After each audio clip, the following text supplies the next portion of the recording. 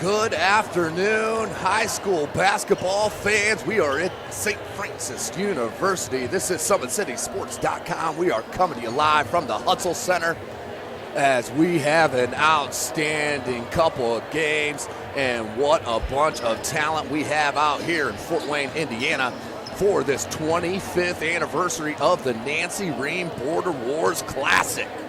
Chris Cochran on the camera, Tim Atkinson calling your play-by-play here all day long. We'll get into the rosters, coaching staffs, and such, but a little background here from the Nancy Rehm Border War Classic.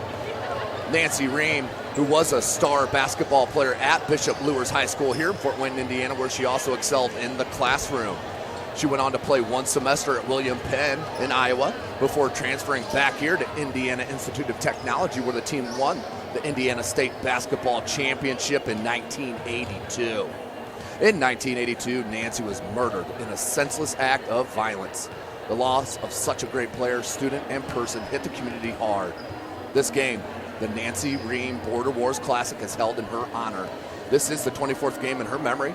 The games are meant to honor outstanding boys and girls basketball players in the Fort Wayne area for their skills and achievements.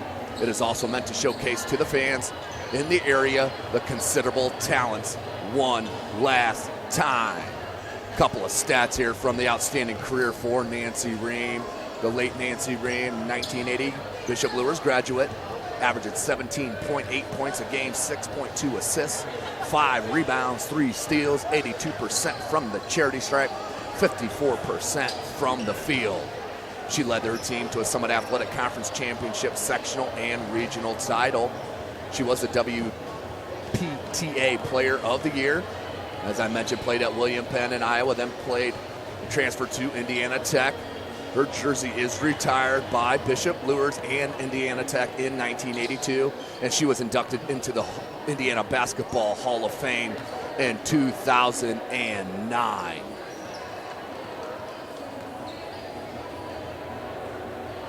Also the Nancy Rehm, they do give out the awards every year.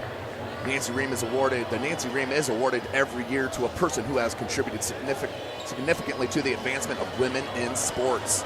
Nancy Rehm was a trailblazer in women's athletics at a time when women had less opportunities to be seen and improve their game. This prestigious award is meant to honor the memory of Nancy and to recognize the contributions of the award winner in an attempt to continue the advancement of women in athletics. Just a couple of the Nancy Rehm Award recipients. This year, the Homestead girls basketball team, they were the 2017 4A champions, of course led by head coach Rod Parker, the coach of the year, and the Miss Basketball, Carissa McLaughlin, both out here on the hardwood here today. And last year's award winner was Northside great and always 100 founder Bernard Hollins, who is responsible for a lot of the talent that you will see out here on the floor, as he has coached so many in the AAU scene. Again, this is SummitCitySports.com. We are live right here from the Hutzel Center, the home of the Cougs, St. Francis University, just seconds away from the starting lineups. So we'll hear one word from our sponsor here, Parkview Sports Medicine, who none of this would be possible.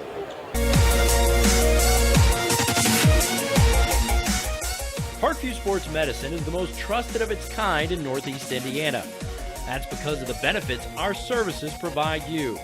We serve every level of athlete with our sports nutritionists, the expert physicians at O&E, the area's only specialized athletic rehab, and the region's industry leader in sports performance, AWP.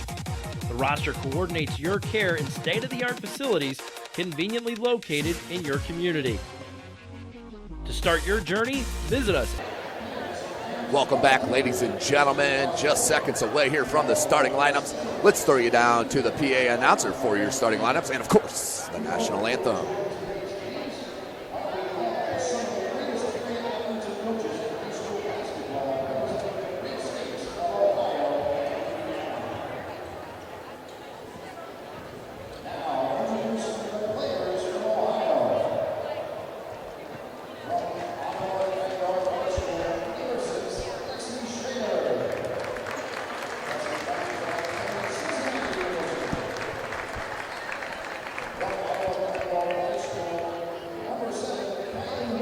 Well, ladies and gentlemen, not the best audio here, so I want to make sure all these girls are recognized.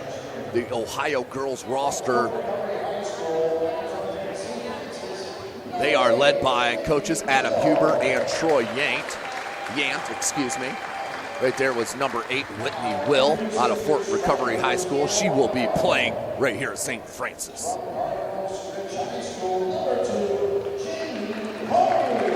Jamie Hardy, number 2, Cardinal Stritch High School, 5'7". She is undecided for her college plans. Number 3, Jensen Heigl, out of Liberty Benton High School. She's a 5'9" ball player. She'll be heading to Tiffin University. Jocelyn Kaiser, out of Fort Recovery, 5'9". She'll be heading to Capital University. Number 5, Ashley Morris, Kenton High School, 5'2", heading to Wilmington. Number 10, Kirsten Rep, Archibald, Ohio. She will be playing her ball for the Dons here in Fort Wayne. First 2 that were introduced were number 6, Madison Stolley, out of Findlay. She'll be heading to the University of Findlay, 5'7". And also number 7, Kylie White, out of Ottawa Glandorf. She will be heading to Columbus to play for the Buckeyes, Ohio State. Of course, the Ohio girls roster are led by head coaches Adam Huber and Troy Yanks.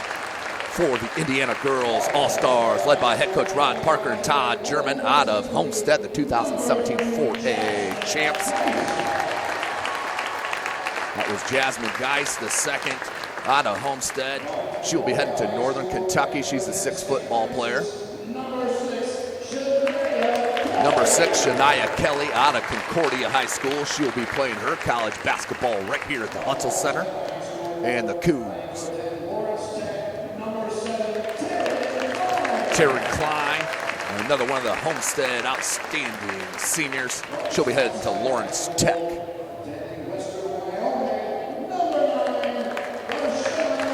Number 9, Darshana Nathan, out of Southside. She'll be heading to play basketball at Western Wyoming.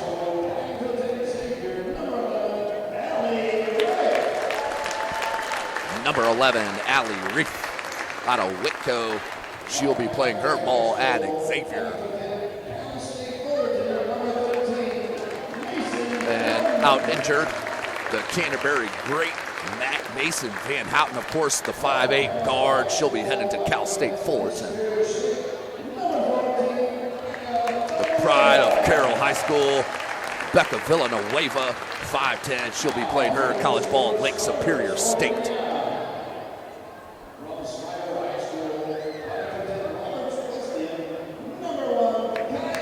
Number 1, Kyla Covington, the Snyder great.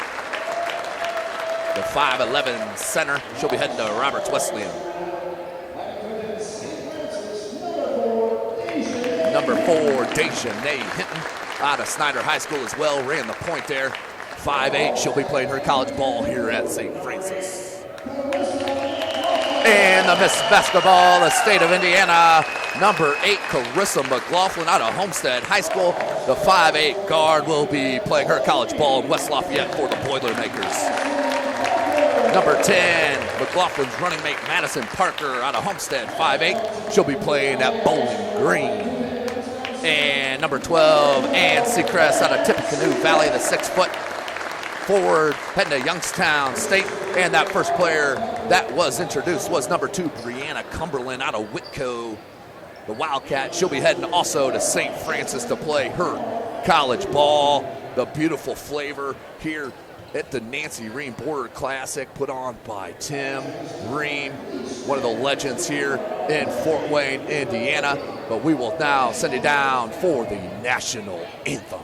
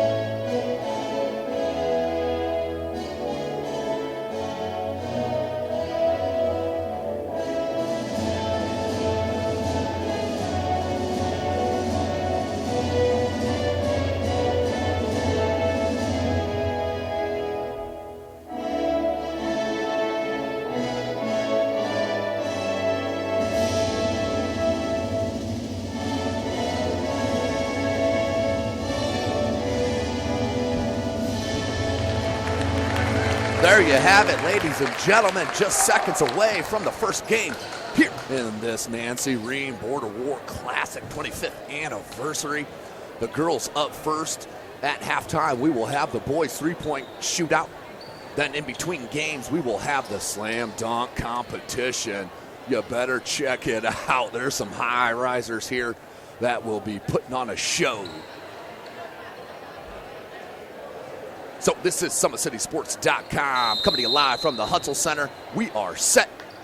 The Indiana club in the white jerseys with the red shorts. The Ohio club in the all-red. McLaughlin up top. Feeling out the defense. Finds Parker. Madison Parker, outstanding player. Average over 17 points a game. Covington goes with the right hand and too big. But over the back is the call. First foul of the game. Goes against Kyla Covington. 9:40 on the clock. There's number 5 in red, Morris. They go near side. Kaiser needs help, finds it, then sets a screen. Kicks it back out. Number 2, that's Hardy with the triple. Jamie Hardy undecided for her college plans on a Cardinal stretch. Breaks the deadlock. 3-zip your score. McLaughlin. Miss basketball. You cannot give her that much space. Carissa McLaughlin drains the triple for the first bucket for the Indiana club. 3-3 your score. Man-to-man defense here by both clubs. Scramble defensively. Hinton. Covington late to come out. Missed 3 from Morris. Rebound, Ohio. Indiana has won the last 3 out of 4 matchups here in this Nancy Rehm Border War Classic. The series is tied at 12 apiece. Missed on the 3, McLaughlin. That's another thing she does outstandingly, and that is rebound for a guard. Look at her push. Finds the D. Draws the D. Good hands on the deflection by the Ohio club. I believe that was Kaiser. Now she's out on the wing, guarded by McLaughlin. McLaughlin cuts off the baseline drive. What a move. That was outstanding by number 5, Ashley Morris, heading to Wilmington. Just back down the smaller McLaughlin. Went to work in the paint. Here's McLaughlin. Wants a screen. Parker, 3 ball, open. Came off a little wide off the fingertips. Ohio. Gonna push on this 2-point lead. Quick first step, nice kick out. Hardy, another triple for Jamie Hardy. 8-3 your score. McLaughlin, you can't lay off her. Doesn't get the roll. What a box out by Covington. Couldn't get it. Came down to number 12, Ann Seacrest on a tip of canoe and out of bounds. We'll go to Ohio. Of course, today's broadcast brought to you by SummitCitySports.com. Follow us on Twitter at 260sports. Like and follow our Facebook page, Summit City Sports, and be sure to subscribe to our YouTube channel. Good take, but even better defense comes down to Dejanay Hinton. Looking to push, down 5. Hinton, got to stop ball if you're Ohio, and 1 for Dejanay Hinton. She'll head it to the charity stripe for that chance at the 3-point play. Dejanay Hinton, so huge for the Snyder Panthers in this 2016-17 season. You know, of course, it was a 1-club race there. Covington gets the offensive rebound, can't get the putback once again, looking for a foul, not called. Down 3. Seacrest, good job moving the feet and cutting baseline. Little pull-up jumper, no good. Seacrest finds McLaughlin. McLaughlin, right here if you're Ohio, you don't want to back off, she'll rise up. Baseline dribble drive, takes the hit, comes back out Seacrest, and that's a travel. Good call by this near side official. So another turnover. Nice crowd on hand here for the first game of this Nancy Rehm Border Wars Classic. Stands right in front of us, right below me, is nearly completely full as people still keep coming in as another bucket rained in by Ohio. That was Rep on the bucket. McLaughlin up top. Pull up, 14-footer, can't get it to go. Covington, another offensive rebound. This time, she makes it count. Alec Covington, the Roberts Wesleyan out of Snyder High School, 5'11". One of 2 Snyder players on this club. Kick back out, Heigl. Morris looked for space, triple, no good. Offensive rebound by Ohio, put back baby jumper, no good. Indiana looks to push with McLaughlin, nice look to Parker. Parker in traffic, can't get the roll, but a foul. Madison Parker, she'll head to the line to shoot 2, but that's another part of Carissa McLaughlin's game that is so special. Her court vision in the open court. They are going to love her at West Lafayette. Of course, decommitted from Florida in Gainesville after their head coach was released as Parker knocks down the first. Madison Parker, an over 80% free throw shooter. She'll straight stroke the ball, heading to Bowling Green. One of the better players in the area, no doubt about it. And played with Chris McLaughlin her high school career as she checks out. So on the floor right now, Jasmine Geist, Carissa McLaughlin, Becca Villanueva.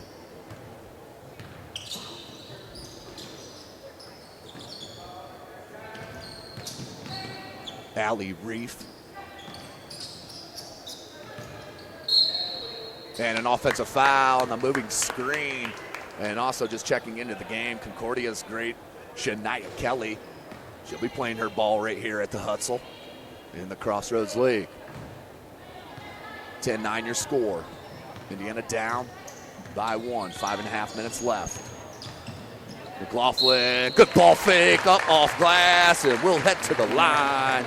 Carissa McLaughlin, best player in the state of Indiana, called it halfway through the season, or even early season, even before Christmas, especially after that SAC holiday tournament there at Wayne High School, which of course you can watch all games on our YouTube channel, Summit City Sports.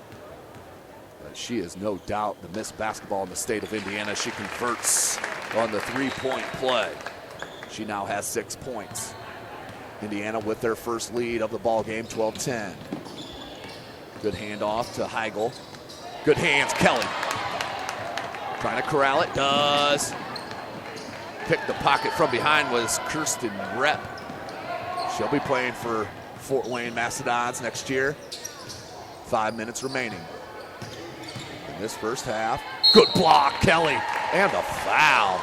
That's a tough play. Her call on Shania Kelly, but it will be a foul, and to the line is number 8 for Ohio, Whitney Will. Fort Recovery, she'll be playing at St. Francis next year. Got the first. Whitney Will. So quite a few players staying locally, and a couple of these Ohio players, a couple of the Ohio players, one Whitney Will heading to St. Francis and Kirsten Rett heading to Fort Wayne. 12-12, we're tied up.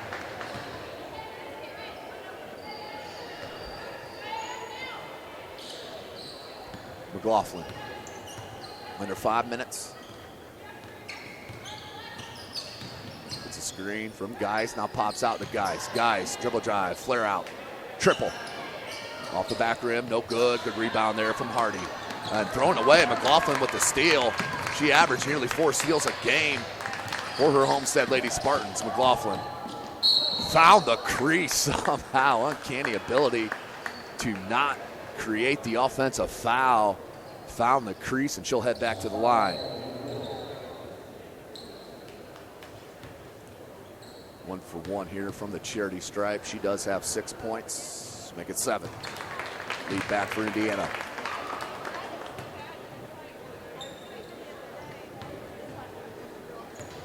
McLaughlin.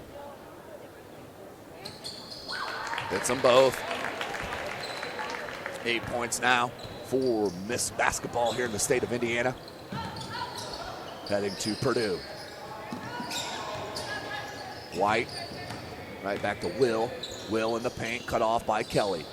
Back up top, Hardy. Good hands, McLaughlin, and look at her hit the floor. Her and number 11, Rehm, both hit the floor. Ohio came up with it. Another chance. Ball still loose, and I believe that's off of Nope, that'll go off number 7, Kylie White, who will be heading to Ohio State. We'll go inbounds here to Indiana. 4 minutes remaining in the half.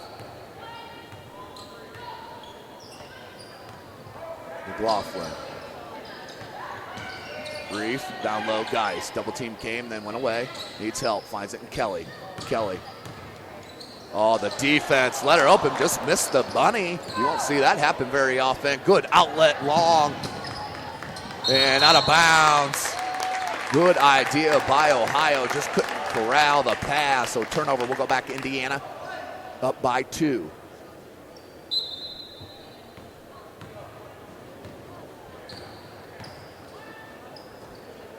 Today's broadcast, of course, brought to you by SummitCitySports.com. Tim Atkinson calling your play-by-play. You can follow me on Twitter at TimAtkinson22. Beautiful pick and roll with the 2 Homestead Grace. McLaughlin to Jasmine Geist. Geist heads to the line for that chance at the 3-point opportunity. Biggest lead for Indiana is 4. Geist knocks it down. 3 points now for Jasmine Geist. She'll be heading to play basketball at Northern Kentucky. Nearing 3 minutes left. Good look. And the 17-foot jumper knocked in by White, the Buckeye commit, her first bucket. 3-point deficit for Ohio. Geist, top of the key, hands to McLaughlin. McLaughlin pops out. Villanueva lost the handle, corrals it. Try to find McLaughlin, threw it away. Rehm with a beautiful hustle and the tightrope. Outstanding play. McLaughlin, pull-up jumper, no good. Rebound White. Good spin move and the block. Villanueva and the save. Outstanding work for Indiana. Rehm. Good take. Beautiful take off the dribble. 19-14, biggest lead for Indiana. Is this 5 points? 2:15 left. Line change coming for Indiana. Good give and go to White and kicked. I believe that was kicked. Nope, we're going to have a reach-in foul. Too much contact on the reach. And here comes the line change for Indiana. And the crowd gives them a nice little hand here.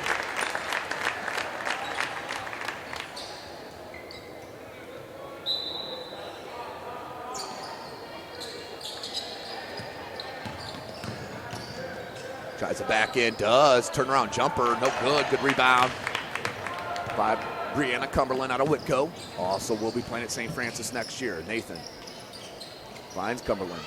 3 ball. Parker, no good. Look at the rebound and a lot of contact down low. Brianna Cumberland out of Whitco.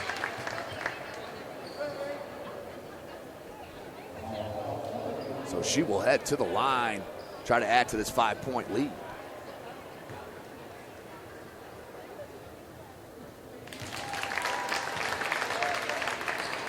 Knocks it home. Does Cumberland.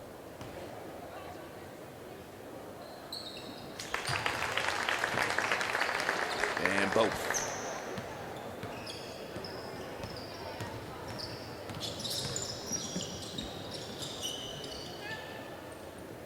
Minute and a half remaining. Good attempt steal there by Seacrest.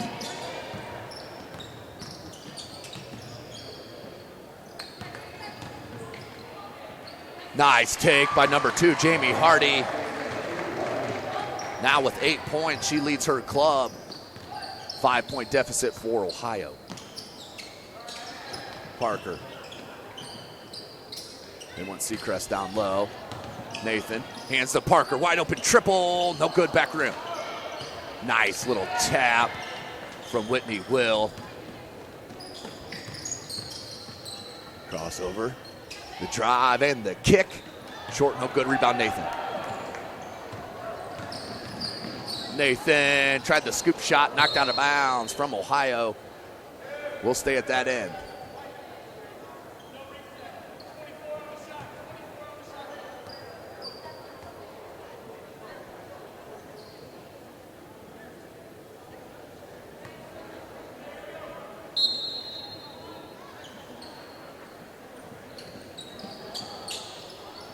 Up top. Cumberland goes to Nathan. Seacrest, one dribble pull up, no good. And we have our first jump ball of the game, alternating possession. This should go to Ohio, as Indiana did get the tip.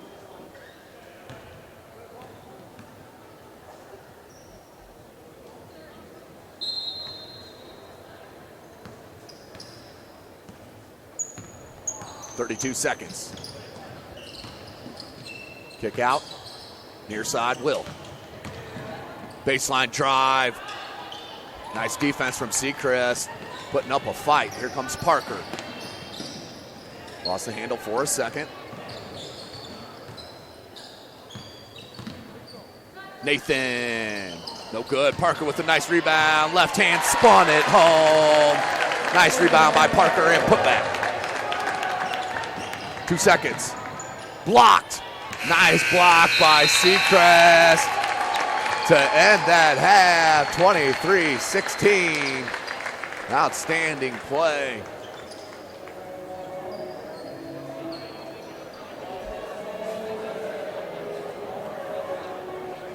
So I have been corrected. We are playing 4 10-minute quarters here in this outstanding Nancy Rehm Border War Classic.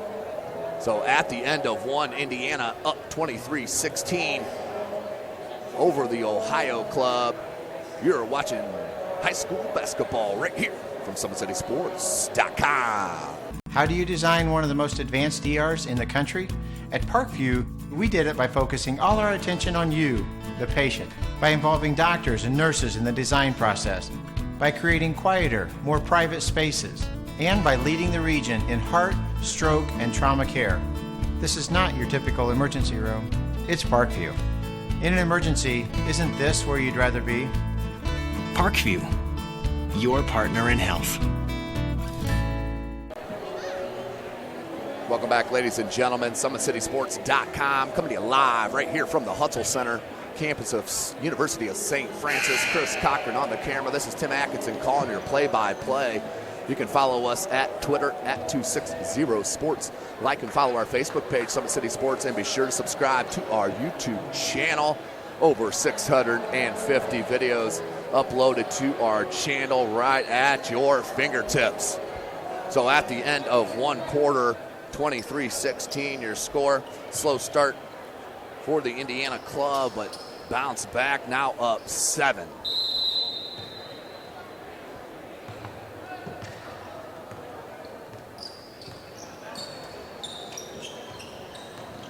Parker, Nathan, along with Taryn Klein.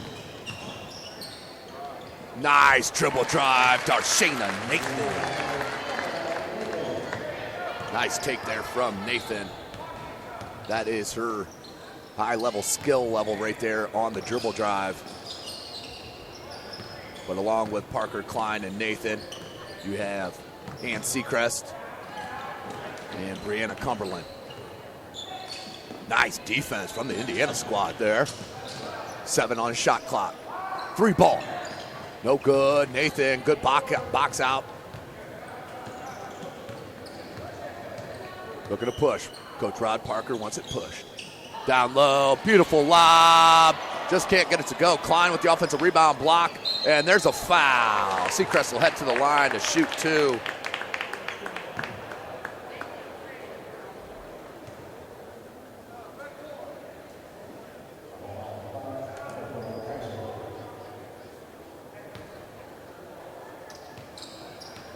Nine minutes on the clock. And Seacrest out of Tippecanoe Valley. She'll be playing basketball at Youngstown State.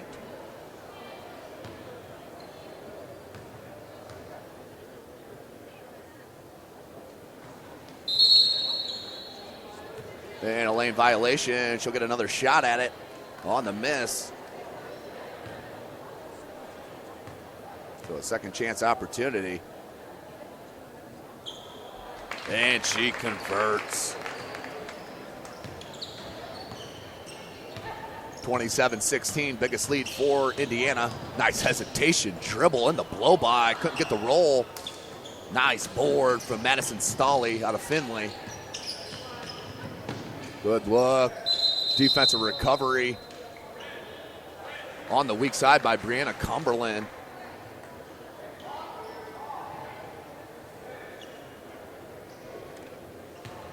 So we'll stay at that end.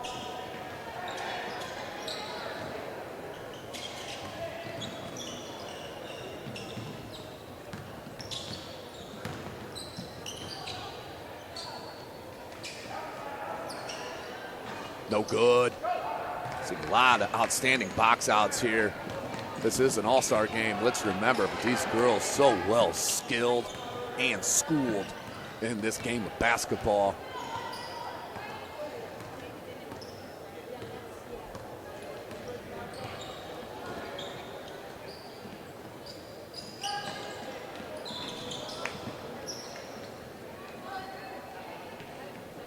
(27-16). We'll stay at that 11-point lead.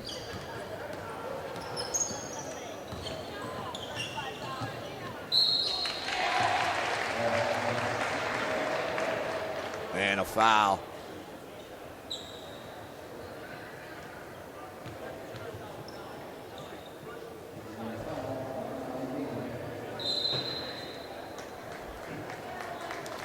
Line shift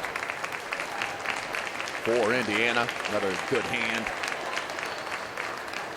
for that club. And on the floor now, you're looking at all Summit Athletic Conference players: Jasmine Geis, Becca Villanueva, excuse me, Kyla Covington, Dejanay Hinton, and Carissa McLaughlin. McLaughlin. Double team comes, left Covington open, drop step. Went with that jump hook with the right hand, no good. And too long on the outlet. Looking for an easy one. But the turnover on Ohio, down 9, 27-18.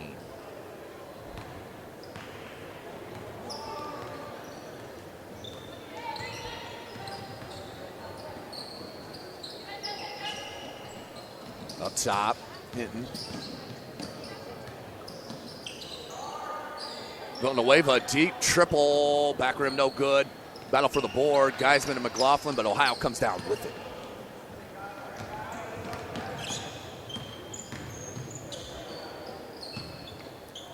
Good skip pass, near side. Good movement right here for Ohio. 17 on the shot clock. 7 minutes left in this first half. Three ball, no good, back rim. Little cold is Ohio from beyond the arc. McLaughlin, you got to stop ball. And knocked out of bounds from Ohio. Will stay with Indiana on that end.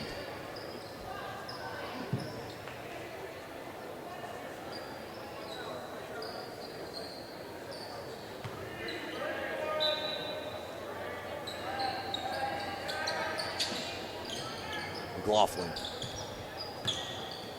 Lob pass to Geis, good catch, and the finish. McLaughlin to Geis, you've seen that a time or two this year. 29-18, back to an 11-point lead for Indiana. Geis now with 5 points. Jumper, no good, battle for the board, and a jump ball.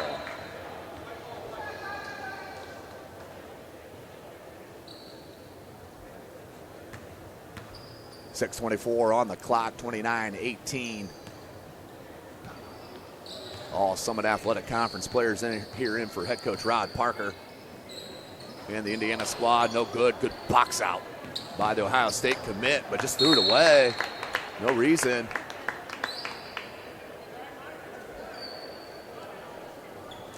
As we'll stay at that end. Geist. McLaughlin.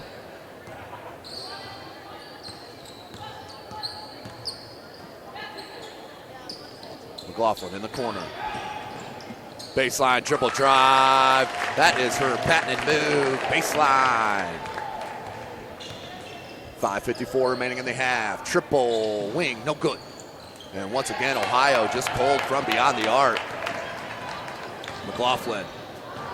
Nice look, and the finish. Outstanding, and a timeout from Ohio. Outstanding job And the easy bucket laid in, 5:41 left. Here you're watching this Nancy Rehm Border Wars Classic live from SummitCitySports.com.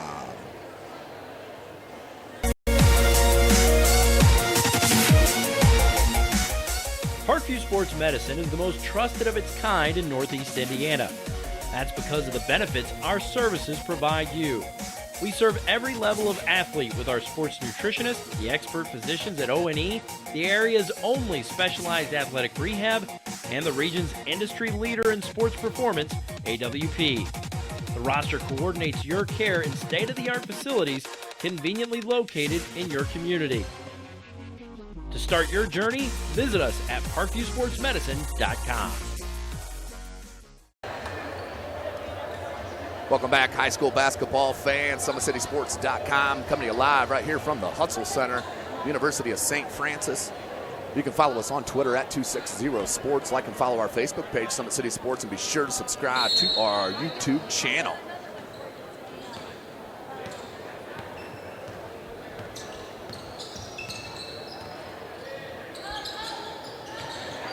Baseline, guys. Nice job, and McLaughlin with the steal.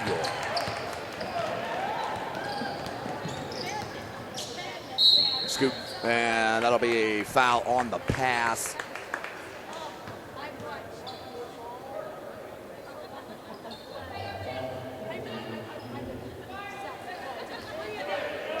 Dejanay Hinton will look to inbound baseline. McLaughlin off the curl, goes opposite, blocked by Kylie White. And outlet, good jump stop, but can't get it to go. Villanueva with the rebound. Under duress, needs a guard here, finds it. Looks like she took one upside the head. And the steal. White. Found Hardy, who dropped in the bucket. Hardy, the leading scorer for Ohio, now with 10 points of the 20.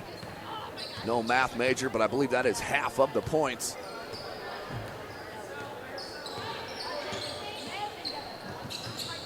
McLaughlin thinking about that step back. Guys tried to lob to Covington on the high-low. Heigl tracks it down. And an offensive foul. Jasmine Geis took it right in the chest. Hopefully she's okay. She hit the ground hard with the offensive foul on Ohio.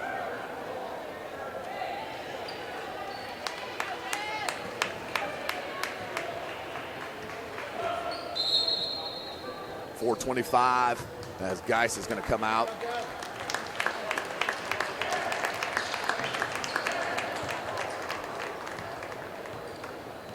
.33-20.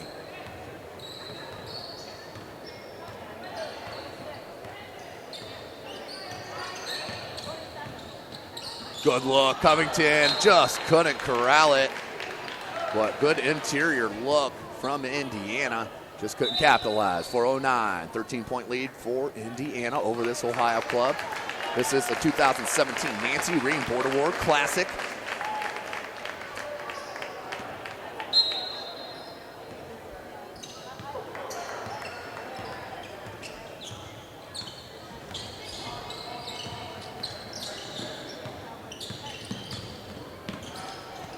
They back it out, under 4 minutes left in this second quarter. Ooh, good ball fake. And their turnaround jumper just couldn't get it to go. Rebound Madison Parker.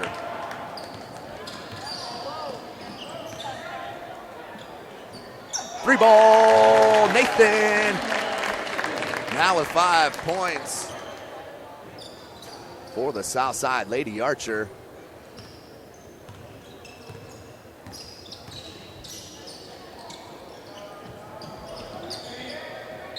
Will at the charity stripe is fouled by Kelly.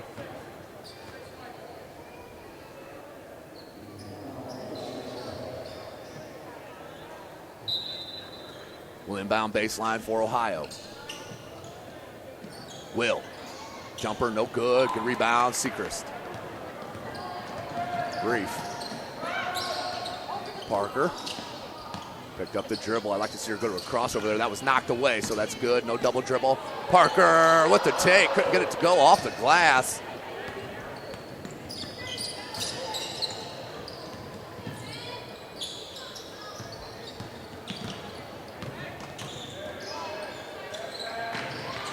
Look for the pass.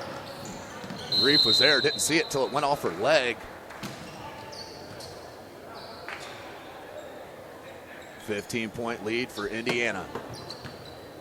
This is SummitCitySports.com coming to you live from the Hutzel Center.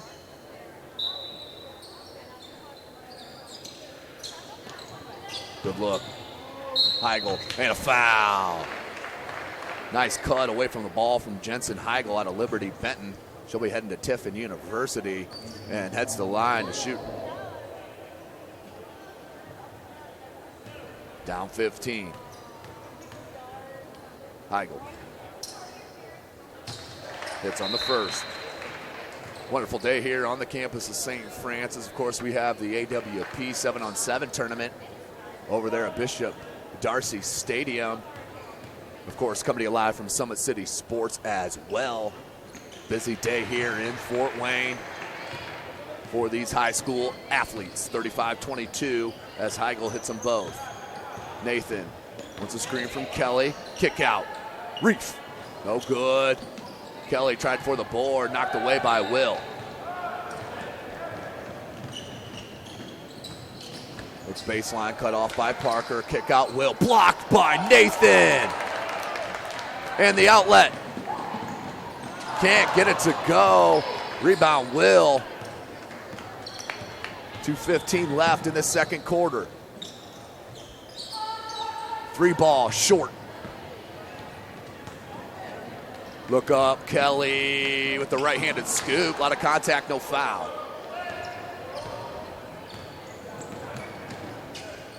Kick out, nearly stolen. Here's Morris, top of the key. Stoley, good look, baseline, blocked. And Seacrest unofficially with 3 blocks. Here's Nathan looking for the crease. Pulls it back. And free ball. Madison Parker, excuse me, that was a 2 from Madison Parker. Now a 6. Unofficially. A foul. No shot, foul on the floor. Called by the baseline official. 37-22, Indiana on top. They have won the last 3 out of 4 against this Ohio All-Star team. Series is tied overall 12-12.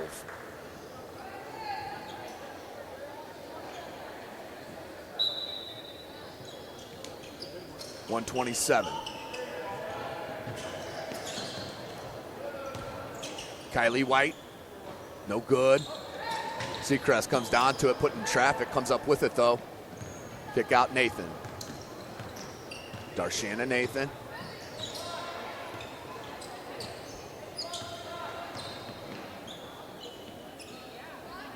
Kelly, no good. That was a 2. Minute left. In the corner, 3 ball, wide open. Ohio still cold from beyond the arc. Parker looking to push, we're under 1 minute. Parker, Nathan, down low, Seacrest. Lost her footing, Parker up top, triple, Madison Parker with the 3 ball, can't leave her open. 37 seconds left. 40-22, biggest lead for Indiana. And then a nice take to the bucket from the Ohio State commit. Kylie White. 4 points now for White. As Madison Parker now has 9, 20 seconds left. 1 second, about a second and a half difference. Game to shot clock. Parker needs help, picked up the dribble. Reef. Left-hand dribble drive, scoop shot, can't get it. Kelly with the rebound, put back, good. Shania Kelly with the putback to end the half. 42-24 is your score here at the end of 1 in the girls' side of this Nancy Rehm Border War Classic, the 25th anniversary. We'll take a short break. We do have the three-point contest coming up from the boys. Let's hear a word from our sponsor. You are watching the Nancy Rehm Border War Classic live right here from SummitCitySports.com. Beautiful baby, you're sweeter than strawberry pie. Just like the morning, your smile brings the sunshine. The Parkview Family Birthing Centers, with everything you need for baby, plus birth planners, expert physicians, midwives, and more for you. I'm a Parkview mom. You can be too. Learn more at parkviewmom.com. Welcome back, ladies and gentlemen. We are at the halftime break of the Nancy Rehm Border War Classic, the girls all-star game, which is up first. It is halftime with your score. Indiana up 42-24. Ohio started very strong, but Indiana has not looked back after going down about 5-6 points early in the first quarter. Leading scorer for Indiana is Miss Basketball here in the state, Carissa McLaughlin. She does have 8 points. Jacket Parker with that last triple did take the lead. She has 9 points. That is the team high in scoring. Of course, these all unofficial numbers, as we will have this three-point shootout on the boys' side here live from the Hutzel Center. We'll take one more break and hear a word from our sponsor, Parkview Sports Medicine. How do you design one of the most advanced ERs in the country? At Parkview, we did it by focusing all our attention on you, the patient, by involving doctors and nurses in the design process, by creating quieter, more private spaces, and by leading the region in heart, stroke, and trauma care.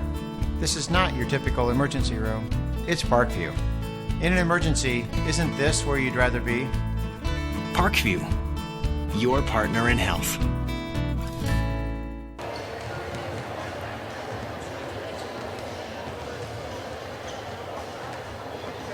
Welcome back, ladies and gentlemen.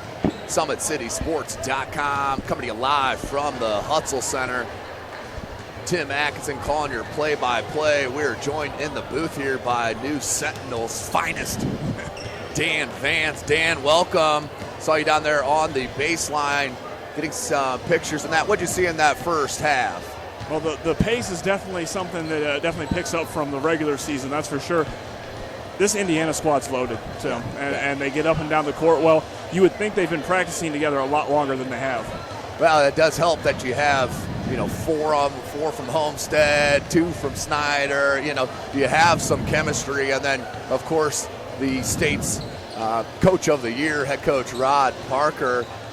Right there, Ohio they just couldn't hit anything from deep. I mean, that seemed like a huge thing for me. What did you see on that Ohio slide? Well, Ohio looks really good, too. They're putting up good shots. The shot selection has been pretty good. The form's been good. A lot of stuff just not falling for them. But they're getting out on the break good, too, and forcing this Indiana team to hustle back on defense. This is a game that's being played. A lot of girls going all out. You don't see this a lot in all-star games. You see some girls taking, and boys even taking some breaks. And not out here. I saw Allie Reif and Chris McLaughlin will dive into each other for a loose ball there. They're definitely getting after it more than you see in a lot of all-star games. Yeah, there is no doubt about it. Not being played like an all-star game. I mean, besides the difference, players from different schools, but I mean, the continuity has been very good out here. The flow of the game has been it's been well officiated. We had an outstanding first half here in this 2017 Nancy Rehm Border War Classic. Now, talking about some of the players on the girls' side, of course, the Miss Basketball, the state of Indiana, Carissa McLaughlin, now heading Purdue, so that's another coup. Keeping another top player in the state of Indiana, which is so huge, I know, to the Indiana people that live here in the state. But talk a little bit about, Dan, what you saw throughout the year and what you see from the youngers all the way through the up in the progression of Fort Wayne basketball. Well, I think on this girls' side, we're seeing a definite progression. They're starting to be really good at a young rate. honestly, as good as this senior class is, the sophomore class might have been the best class in this city this year. Yep. A lot of really good sophomores. Grace Hunter from Belmont, Silara Starks, Carissa Garcia from Concordia. The girls, obviously, out at Homestead, starting a young class. Girls basketball is at such a high level right now, by far the best that it's ever been in Fort Wayne, anything I've ever seen. And of course, a lot of that has to do with the AAU programs. In my opinion, it's the coaches here in the high school level that are so important. But the AAU scene plays a big part of it. Always 100 with Bernard Hollins, just to name one. Legit basketball, to name another. Spies, what have you. It seems like every year there's just another crop that comes in. We were just at the Sport One for the middle school MVP basketball all-star games. And talent coming into the high school level that are 8th graders even is tremendous. So, it looks like the sky's the limit here in Fort Wayne. Yeah, it really does. And, you saw that a lot on the boys' side. Spies has always been a big part. Right. When Always 100 came in, and Bernard Hollins and his staff over there, David Goodwell, another one over there, they focus on these girls where the area never was focused on before. Right. And so you're starting to see these girls coming at a high rate. How many freshman girls were there playing on varsity rosters this year? And that's not saying that the older girls are not as good. It's saying that they're so good coming in that freshmen can compete. And like you said, it's because of the AAU. Girls are getting an equal opportunity on the AAU level that they hadn't before. More girls are playing AAU, playing in the summertime, going to these big camps, and it definitely makes a difference. And we're seeing that out here tonight. These girls who are seniors right now are so far advanced compared to the seniors of 5, 6, 7 years ago. These girls look like women out there if they were to play, the senior class from 2017 or 2007. And you're looking at, where some of these girls are committed. You're looking at D1, high D1, MAC.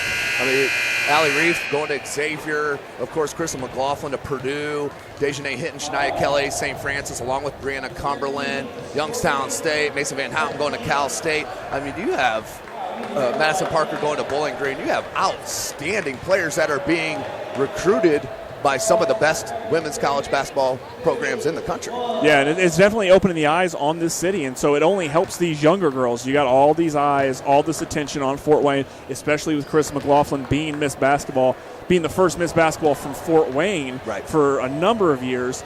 So it adds attention, and it's really good for this city and for the girls in this city. Yeah, there's no doubt about it. That's Dan Vance here joining us from the News Sentinel.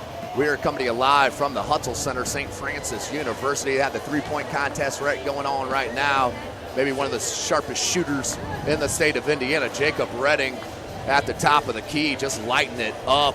And if that's going to be the case of where they all get to shoot the threes, this top of the key is going to be lit.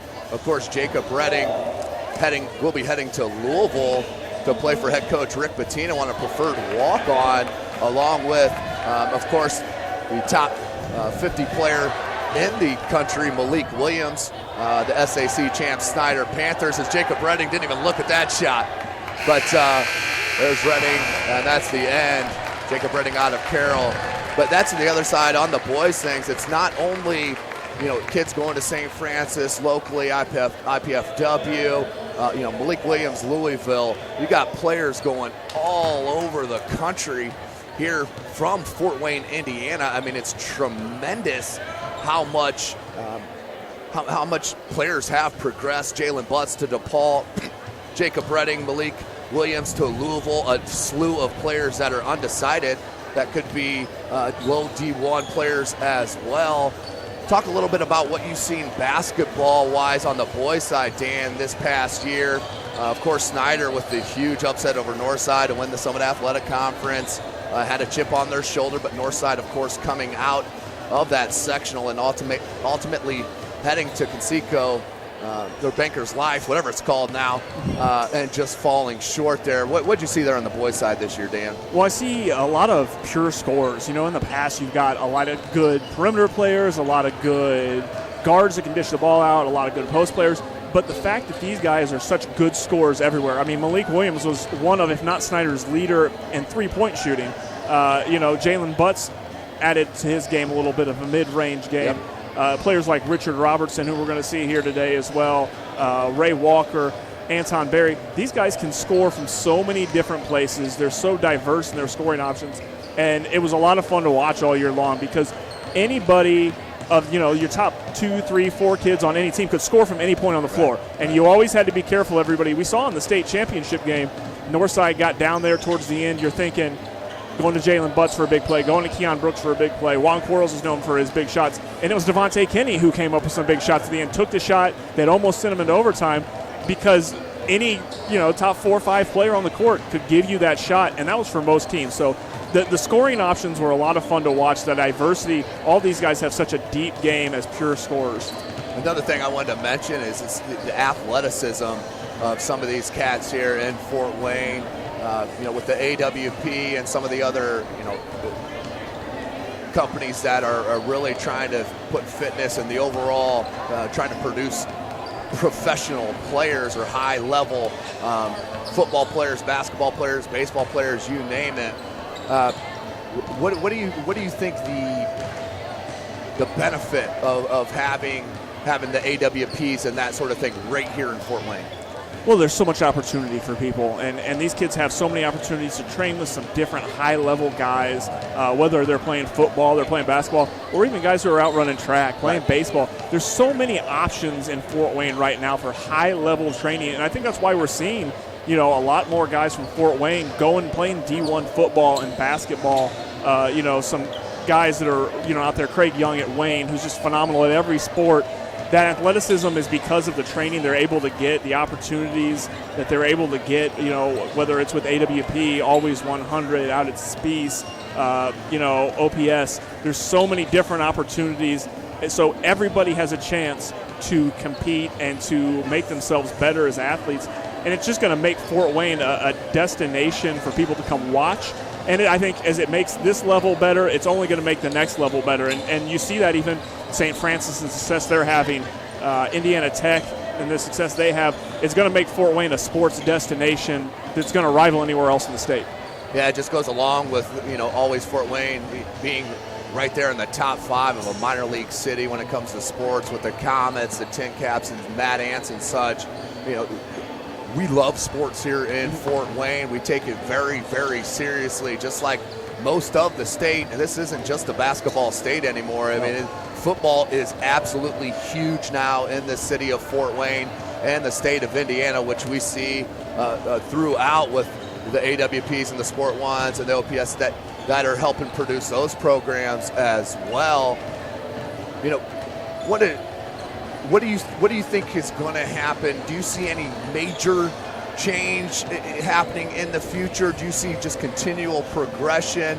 What's your overall outlook, not specifically sport, but overall in the city of Fort Wayne, all the way down to like Little League and that? Well, I think that we're going to keep seeing the progression we have. You're getting more, like I said, the more and more opportunities. You're getting more and more people invested in sports, starting at a lower level. I mean, even you look again out at Always 100. And really, you say overall Fort Wayne's growing. Sport has been a huge part of that. It started when the Tin Caps moved downtown, this possible new arena downtown.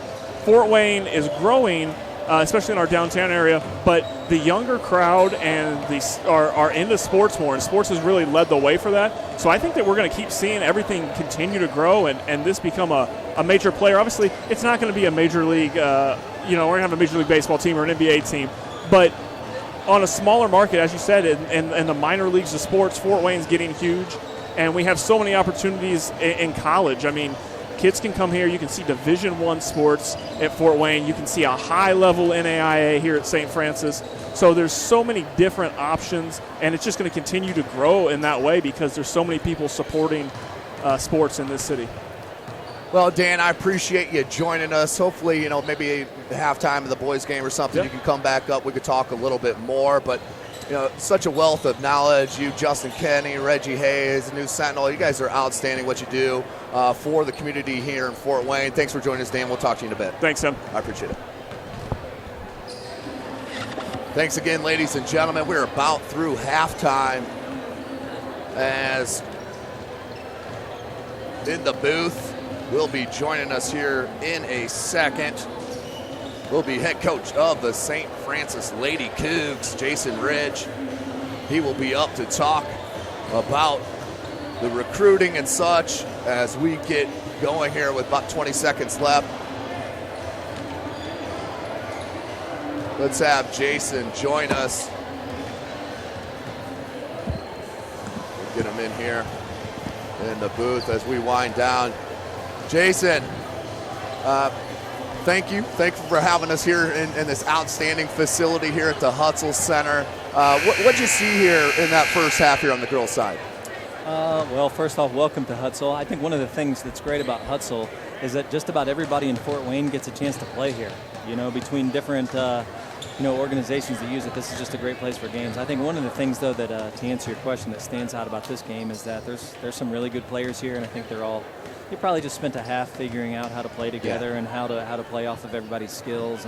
I can't speak for the Ohio side, but on the Indiana side, they had one day of tryouts and one day of practice, and not everybody could be there for everything between different spring sports. So I think they're spending a little time getting used to each other, but I'm going to go make a prediction, Hal. This is going to be a real brave prediction here, but I think that the Indiana players are going to continue to roll here a little bit. The talent on the Indiana side is just so incredibly deep right now. It's tremendous. I mean, it's tremendous. Every year it seems like it's greater and greater, and you are sitting right here in the hotbed. You can recruit a little bit easier here with the Summit Athletic Conference. And you being right in here in town to create those relationships with the AAU coaches, the high school coaches. Talk to me a little bit about that and your philosophy. Yeah, sure. And right on cue, Bree Cumberland, who's coming to St. Francis, just made a shot. But here's one thing I love about being where I'm at. I do get to go out and watch a lot of the games in the SAC and the NEA, and I get to see a lot of different players, and there are a lot of really good players in Fort Wayne. But I think the thing that stands out for me that I just love this time of year, because we're entering the recruiting period, and I'm not talking about the high school season, but when we're out playing travel ball and all that, and it's so neat when you go to Cincinnati, Chicago, and you see these Fort Wayne kids, and there's just such a family kind of atmosphere, in terms of I get to see a lot of them. I know them from players that we've recruited, and just getting to know their coaches. I feel very lucky about that part. It's really neat. I'll give you an example. I think it was last year we went down to Atlanta and we were watching some games. We were watching an Always 100 team down there, and it's like 7, 8 of those girls, we didn't know them. It was just kind of like the Fort Wayne group. It all kind of got together. So, it's a really neat part of my job. Recruiting has some tough decisions, but relationships that are built on them are some of the really neat things. And I think if you look at Fort Wayne basketball right now, there's a lot of really good talent. I think there's a lot of really good talent in the Indianapolis area as well. But I feel pretty lucky to have so many good teams in a small space, and that was one heck of a block. Yeah, great block there. That was outstanding. Number 10, Kirsten Rep. She'll be playing for the Dons next year with a beautiful block. Go ahead, Jason. Sorry. No, I was just going to say, I think one of the things about, again, being at St. Francis is having the luxury of so many schools in a small space, and being able to make some decisions. Talk about, you see a lot of Summit Athletic Conference play, of course, being the main conference here in Fort Wayne. Talk to me about the coaches that you've come across with, and kind of your overall feeling of what kind of coaches the Summit Athletic Conference has in place. Well, I'm getting to know all of them. Obviously, we've had Deja Hinton from Snyder's come here, so Coach Greg Friend obviously did a great job at Indiana Tech. He's someone I've developed a really good relationship with. Yeah. And I think the thing I appreciate the most about Coach Friend over there at Snyder is not only was I recruiting one of his players, but he's recruited NAIA before, and I think he has a really good barometer of, this is a player who could play NAIA, this is maybe a D2 player. Sure. He's really good at evaluating like that. I think another coach that really stands out for me is Coach Parker from Homestead, and part of that's because we have Savannah Buck playing on our team. One of the great Bucks. Yeah, she is, and she is great. I love that girl. I mean, she's almost directly down from you right now, but we also have Lindley Kistler from Homestead, who has transferred here. So, we've had a lot of opportunity to get to meet and know their coaching staff, as Krista McLaughlin makes another tough shot. But she makes it look so easy. She does. She does. Oh my goodness. But I tell you one other thing that's neat, just kind of about the Homestead connection, is that we have a lot of camps around here, and we have a lot of other things we do, and we get a lot of Homestead players that come and take part in what we do. And Coach Parker is very supportive in that, and Todd German and the rest of their coaching staff, and just trying to help support what we do here.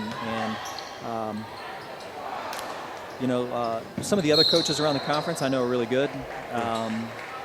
we haven't been able to recruit some of their players and get some of their players, but obviously there's a lot of talent. I mean, you look at Darshana Nathan from Southside. Yep. She has some, great athleticism. I thought we saw her do a nice job of getting to the rim today. Yes. She can find a crease very, very well. Yeah, she can. She's really good at that. Kyla Covington, who's going to Roberts Wesley, and she's another really, really good SAC player. Right. But you know what? There's a player that I feel like I've watched a lot, and I feel like she's sometimes in another person's shadow. But a person I've really enjoyed watching through the recruiting process, and we knew that we would never get her, was Madison Parker. Yes. She plays a little bit behind Carissa, but man, she is such a good teammate, and she's tough and skilled. And she hit a pull-up jump shot there at the end of the second quarter. That was just an outstanding shot. Yeah. And the more I've got to talk to her and get to know her, she's just like a really good person. Yeah. And she's a great teammate. And so I've really enjoyed getting to watch her over the last 3 years that I've been here. And that definitely comes from her father, no question about it, the head coach of Homestead and the head coach right here for the Indiana squad, Rod Parker. They got more Parkers coming down the line. You got Riley Parker, I believe will be a sophomore next year. Right. You got a younger boy, that Parker, that's like 6 or 7. He's out here always shooting wherever I've seen him. But before I let you go, Jason, I want you to talk about the players that you did get to commit here from Fort Wayne and the surrounding area. Brianna Cumberland out of Whitco, Dejanay Hinton out of Snyder, Shania Kelly out of Concordia. Talk a little bit about those three. Sure, and if you take a look on the other side of the court, Whitney Will, number 8 for Ohio, is coming here. Very impressive first half for Whitney Will, yes. Yeah. Well, I tell you, if you just kind of... They all got to get used to this shot clock. thing. Oh, I love it, Coach. Hey, I love the shot clock. I do too. It makes things a lot more exciting. When we're out on the recruiting show, I can't tell you how many times my son has said shot clock. I try not to say it too much in my broadcast because I don't want to mess it up too much. But. Right. Well, I tell you what, when you have a bunch of skilled players and so forth, you just like to see them play. Right. And so, we're big fans of the shot clock. But, Chuck, just talking really quickly about our players. Bree Cumberland is a guard that's going to come play for us. I got to know her because I was the principal over at Whitco, or assistant principal over at Whitco for a little bit. So we developed a really good relationship. But, I think, she comes from a winning program. They've had a lot of success over the last 4 years while she's been there. Yes, she's came in and worked out with our players, and our players liked us, or have liked her a lot. Deja Hinton, I love her. That girl's so quiet. She's so quiet. I don't know if she's just doesn't have a whole lot to say or she's hiding something. But she is quick and strong and athletic, and she can defend.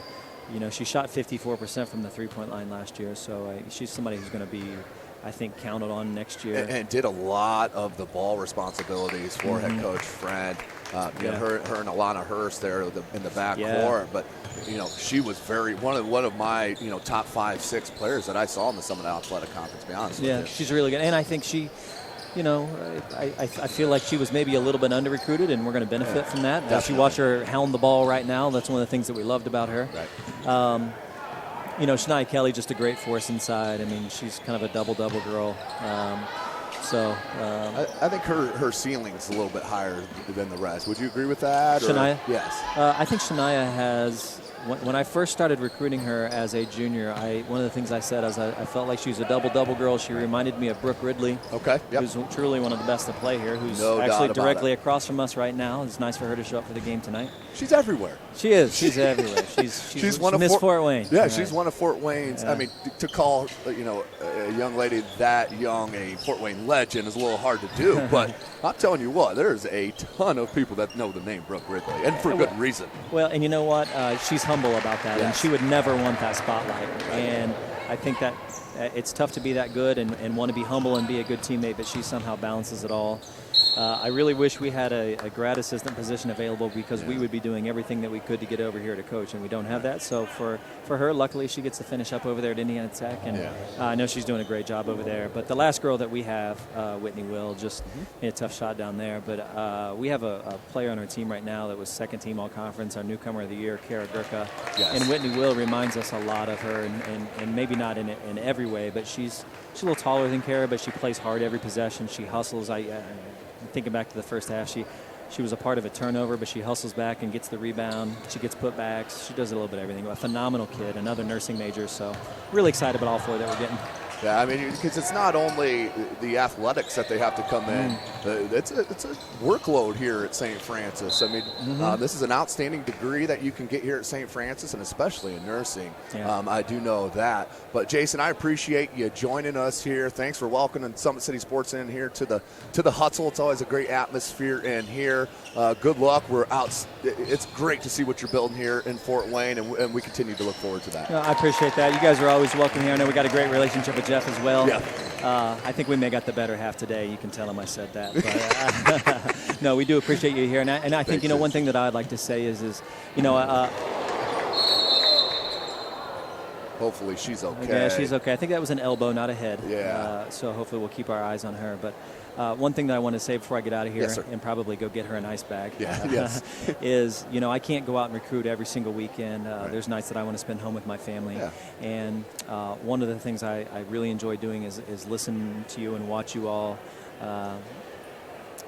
And I just feel like you all do a really, really good job of promoting high school basketball in the Fort Wayne area, and I think you do a great job of supporting our local players. Thank you. And I really appreciate that you all have a good grip on who the best players are, and you try to promote those. And sometimes some of these things that happen when people promote high school sports, some of it's disingenuous, but I feel like you all do a really good job of being authentic. Again, really supporting the kid and the high schools themselves, because I think Indiana high school basketball is at a tough place right now. I mean, it is, with a lot of the things that's going on legislatively and some things like that. So to continue to have advocates out there like you all that continue to go out there and fight for the sport and again promote those players that are out there, it's really appreciated. And I know that from my standpoint, I do enjoy listening to those games that I get listened to at home. And since we do have a little bit of a break in the action, I feel like, you know, you always get to interview everyone, but I would like to interview you and ask you how you felt about the officiating in the Carmel Homestead game. No comment. No, well, there were plenty of comments that night. There was definitely plenty of comments. You know, overall, Jason, I think we need to do so much better. In the way we grade officials in the high school level. It's it's from a point system. You know, if you've been an official for 40 years, you're going to have more points build up over the younger officials that are trying to break into the game. And I think that's one of our biggest problems, is the younger officials not being felt like they can progress here in the state of Indiana and in refereeing. That's just my opinion. Go ahead. Well, all I was going to say is that I felt like I got to where I got in coaching because I had good mentors, and they gave me an opportunity to learn how to be a good basketball coach. And our young lady's getting up here, so I hope she is okay. That is Kylie White heading to Ohio State, walking off her own power, which is always a good sign.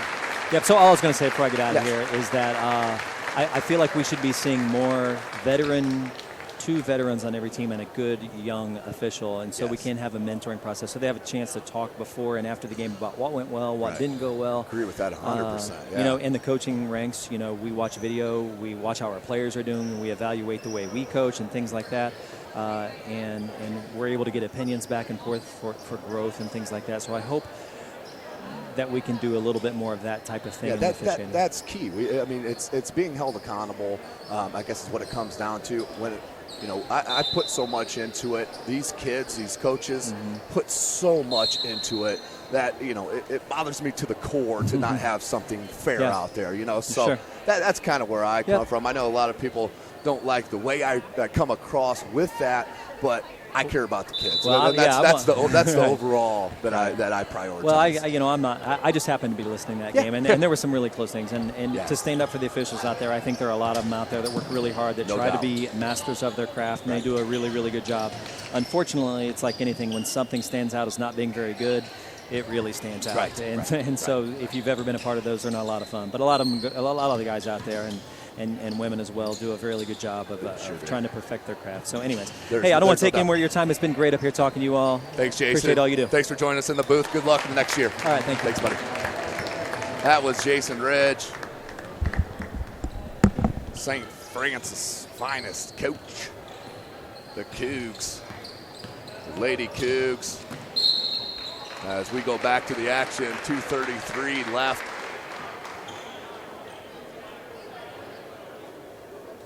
here in the third quarter. This is SummitCitySports.com. We are live right here from the Hutzel Center, University of St. Francis. 58-36, just as Coach Ridge thought. Indiana has continued to push this lead. As the missed shot there from Morris.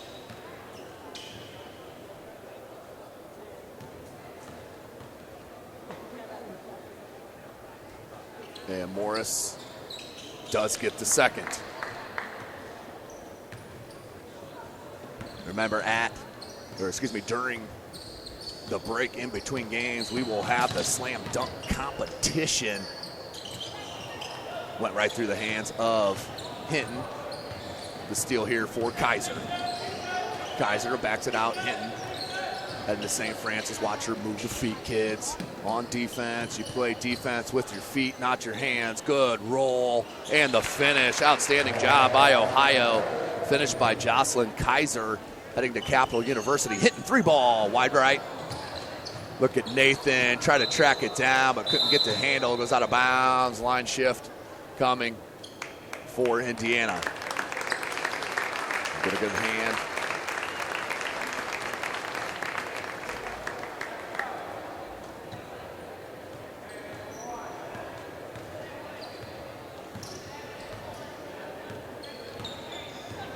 Nice screen by Will. Coach Ridge mentioned he's very excited to have number 8 Whitney Will out of Fort Recovery. She'll be a Coug next year. She's 8 in red. Parker, jumper back rim, no good. Will with the board. Minute 35 left in this third quarter. Baseline pull up, rattles it home. Silky smooth. One dribble pull up from that short corner. Knocks it home. Parker left wide open for three. Got it. Madison Parker. So good. Heading to Bowling Green. She'll be an Eagle.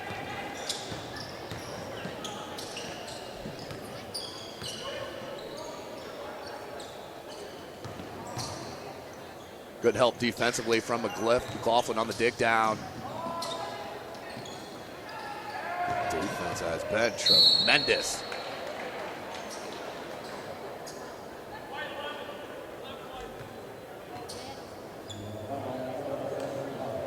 So we'll inbound with Ohio on their baseline.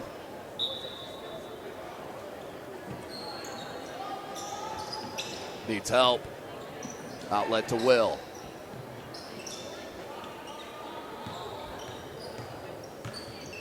Will try to go glass, couldn't get it to go. Comes down to Parker. Madison Parker looking to push. Has a running mate to the wing. There's McLaughlin. Double team came. Right back to Parker. Didn't pull the trigger. That was outstanding recovery defense. Now McLaughlin, three ball. Carissa McLaughlin, the Purdue commit. Outstanding jumper. See the patience there from Madison Parker. Found her teammate McLaughlin. Missed basketball here in the state of Indiana, who dropped down the triple.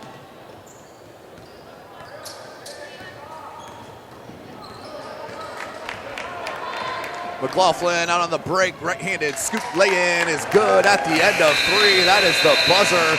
66-41, Indiana in control over Ohio. 10 minutes of game action remaining. You are watching the Nancy Rehm Border War Classic right here from SummitCitySports.com.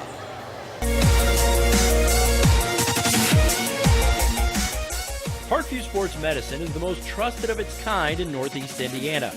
That's because of the benefits our services provide you. We serve every level of athlete with our sports nutritionists, the expert physicians at O&E, the area's only specialized athletic rehab, and the region's industry leader in sports performance, AWP. The roster coordinates your care in state-of-the-art facilities conveniently located in your community. To start your journey, visit us at parkviewsportsmedicine.com.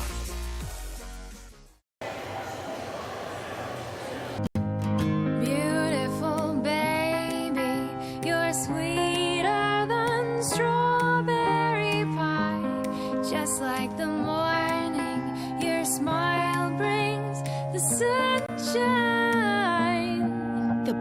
Family Birthing Centers, with everything you need for baby, plus birth planners, expert physicians, midwives, and more for you. I am a Parkview mom. You can be too. Learn more at parkviewmom.com. Welcome back, ladies and gentlemen. SummitCitySports.com, coming to you live right here from the campus of the University of St. Francis. This is the 2017 Nancy Rehm Border War Classic 25th anniversary. Right now, the Indiana squad in control as they are absolutely loaded with talent. 66-41. They do have possession.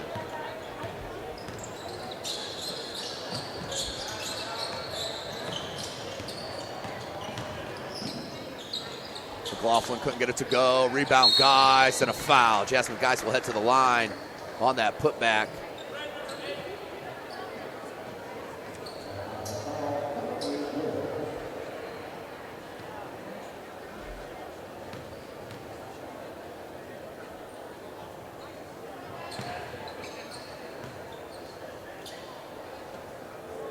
Geis cannot hit on the first.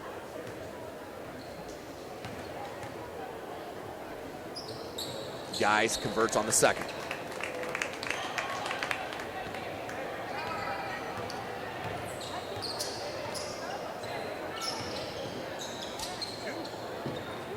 Hardy needed help, found it in Heigl.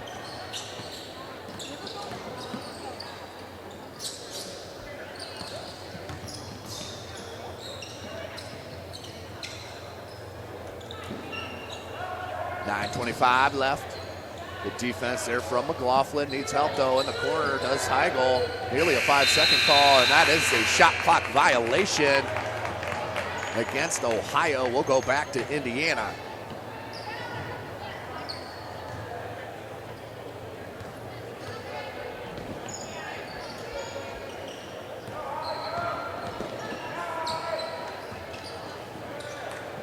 Three ball, can't get it to go from Reef. McLaughlin with the rebound and put back in. Chris McLaughlin, so good. The Purdue commit. State of Indiana missed basketball.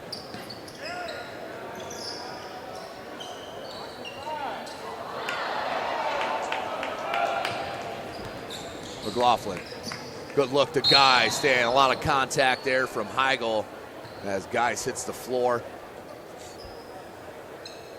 So right now on the floor, Jasmine Geis, Madison Parker, Carissa McLaughlin, Allie Reif, and Shania Kelly.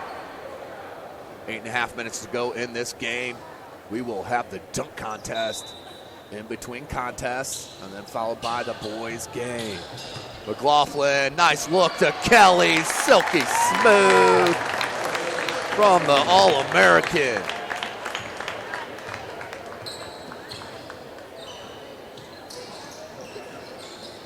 Triple, no good, rebound Kelly. Kelly out to Reef. Reef wants to take it in. Nice Euro step, block though. Turnaround jumper, no good, knocked out by Ohio to McLaughlin. 18-foot jumper, no good, rebound Hardy. Hardy brings it up over the timeline. Good look down low to Will, double team, blocked by Shania Kelly, out of bounds. We'll stay with Ohio. Shania Kelly, though, off the help side.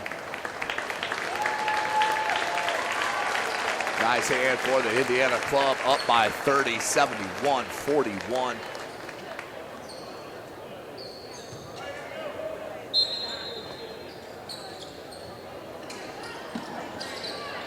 Outlet.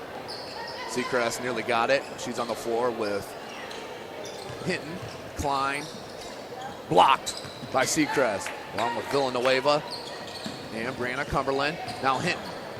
Look at that handle, kids. 7.5 minutes remaining. Got to pick up ball. Nope. Out Seacrest. Seacrest with the dribble drive. Right hand scoop off glass. Nice move.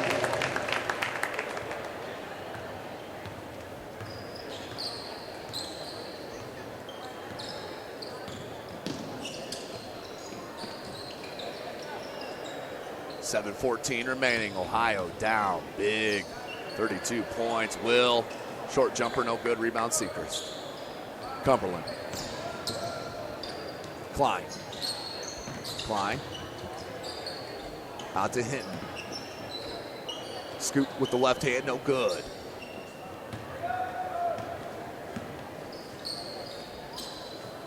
As I mentioned earlier in the broadcast, this series is tied 12 apiece. Indiana has won the last 3 out of 4 to tie it up at 12 on the nice roll off the bounce. Goes in for number 3, Jensen Heigl. 6.5 minutes. Good look to Seacrest, left-handed finish, beautiful job.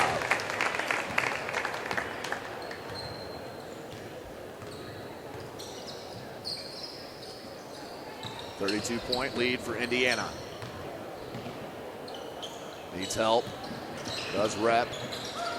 Now kicks it back out to Rep, wide open 3-ball. Ohio still can't hit that triple. Will with the nice board, can't get the putback. Cumberland wants to push. Klein, 3. Taryn Klein, no good. One of the 4 seniors from Homestead on this club.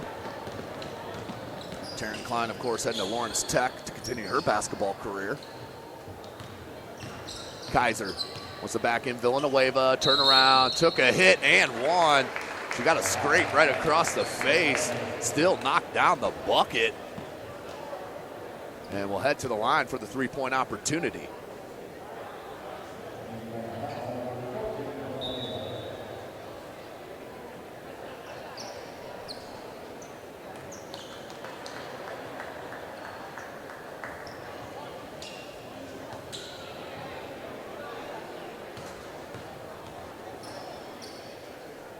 .35 left, 30-point game.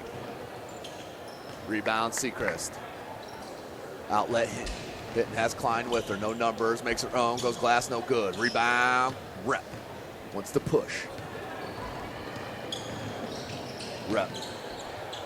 Back to Kaiser, now up top, Heigl. They swing it back near side, Stoley. Nice cut. Off the ball from Jocelyn Kaiser. Goes glass and knocks it in. 75-47. Villanueva, 18-foot jumper, no good. Battles for her own rebound, comes down to Ohio.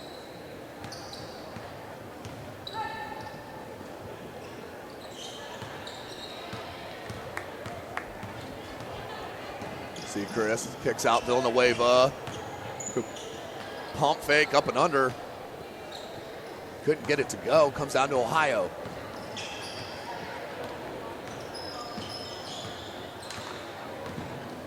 Kick out Kaiser. 3 from the wing, rattles home for Rep. Just maybe 1 or 2 threes on the whole game, and that has been a huge part of this deficit, 75-50. Ohio has cut it back to 25-point deficit. Hinton in the paint, scoop off glass, no good. Nice spin out of traffic by Heigl. Good look down low. Can't get it to go. Can Morris. They bring it back out. Stoley, no good. Rebound Cumberland. And a timeout called by head coach Rod Parker. The 30-second timeout with 3:58 left in this game. You are watching the Nancy Rehm Border World Classic right here from SummitCitySports.com. How do you design one of the most advanced ERs in the country? At Parkview, we did it by focusing all our attention on you, the patient, by involving doctors and nurses in the design process, by creating quieter, more private spaces, and by leading the region in heart, stroke, and trauma care. This is not your typical emergency room. It's Parkview. In an emergency, isn't this where you'd rather be? Parkview, your partner in health. Welcome back, high school basketball fans. SummitCitySports.com coming to you live right here from the Hutzel Center, home of the St. Francis Cougars. This is the 2017 Nancy Rehm Border Ward Classic live broadcast brought to you by SummitCitySports.com. Follow us on Twitter at 260sports. Like and follow our Facebook page, Summit City Sports. Be sure to subscribe to our YouTube channel. Klein can't get it to go. Over 650 videos uploaded to our channel. 3:48 left in this game.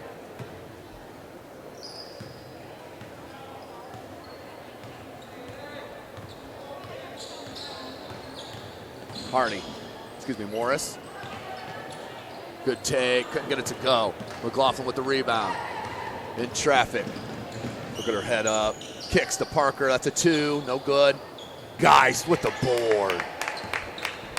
Darshana Nathan tried the one-handed pass to McLaughlin, out of bounds. We'll go back to Ohio.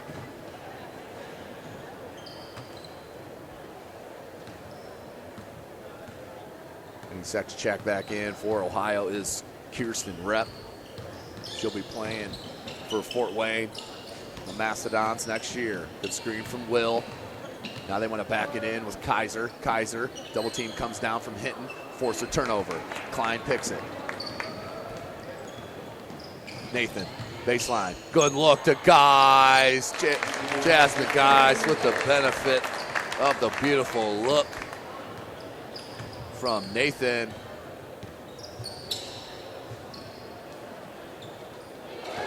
Three ball. 2.5 minutes left in this contest. Parker, 3, no good. Will with the rebound. Jason Ridge, as we had him on there at halftime. And into the third quarter, head coach of the Lady Cougars here at St. Francis. Talked about his player Will right there, number 8, who just missed that bunny, but does get fouled. Too much contact on the reach. But he's extremely excited. He has 4 players in this contest, 3 of them from Indiana and 1 from Ohio, heading here to play their college basketball at St. Francis. Kick out Morris, guarded by McLaughlin. Parker, outstanding defense. Cut the lane off and grabbed the ball with 2 hands to force the jump ball. We'll stay at that end with Ohio. 2:06 left. McLaughlin, steal. And takes it coast to coast for the lay-in. Marissa McLaughlin, too good on both sides of the floor. As I mentioned, she was a Florida Gator commit, decommitted once Florida fired their head coach, and then has committed now to Purdue University. She'll be a Boilermaker next year.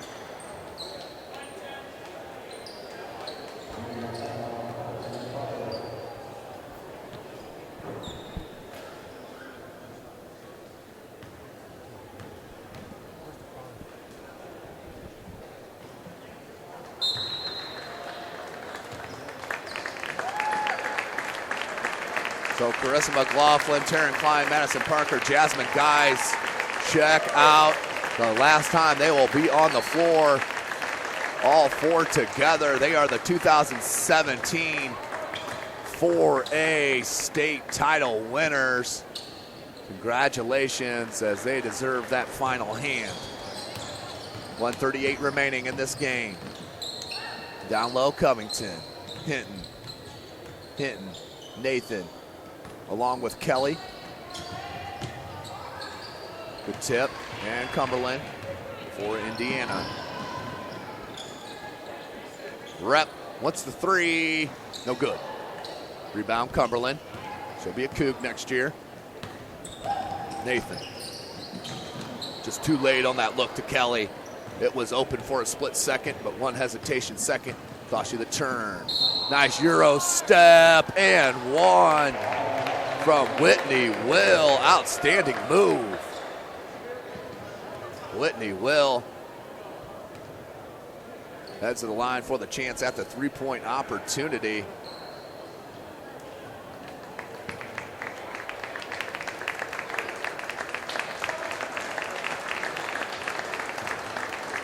As Darshana Nathan checks out for the last time.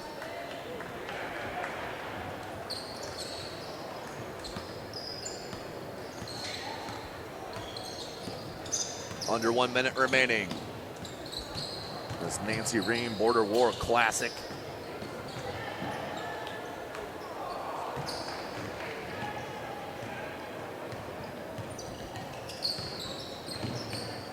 Rep decides against the three. Morris into the paint, kicks it out. Stoley, good cut by Rep. Goes glass, can't get it to go.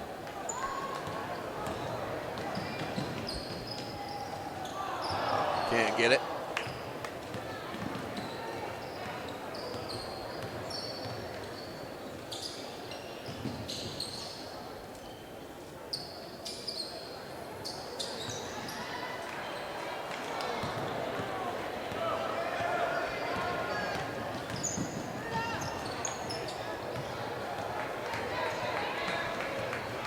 Two seconds, and that will do it. Outstanding game played by the Indiana All-Stars.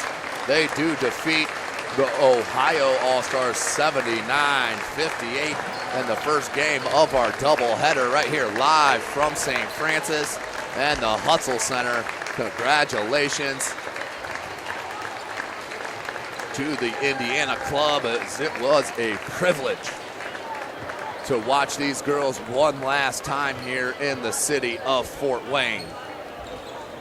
So we'll have the Girls MVP Award. It will be presented, then the Nancy Rehm Award presented, followed by a Scholarship Award announced, then the Slam Dunk Contestants Warm-Up, followed by the Slam Dunk Contest. That will be followed at 4:15 by the Indiana boys versus the Ohio boys. And then the girls' three-point shooting contest will be at halftime. So an outstanding game played by the Indiana girls here at the Hutzel Center. We'll take a break and join you as we get closer to this slam dunk contest. You're watching the Nancy Rehm Border War Classic live from SummitCitySports.com.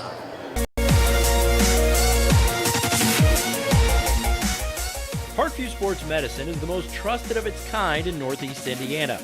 That's because of the benefits our services provide you. We serve every level of athlete with our sports nutritionists, the expert physicians at O&E, the area's only specialized athletic rehab, and the region's industry leader in sports performance, AWP. The roster coordinates your care in state-of-the-art facilities conveniently located in your community. To start your journey, visit us at parkviewsportsmedicine.com.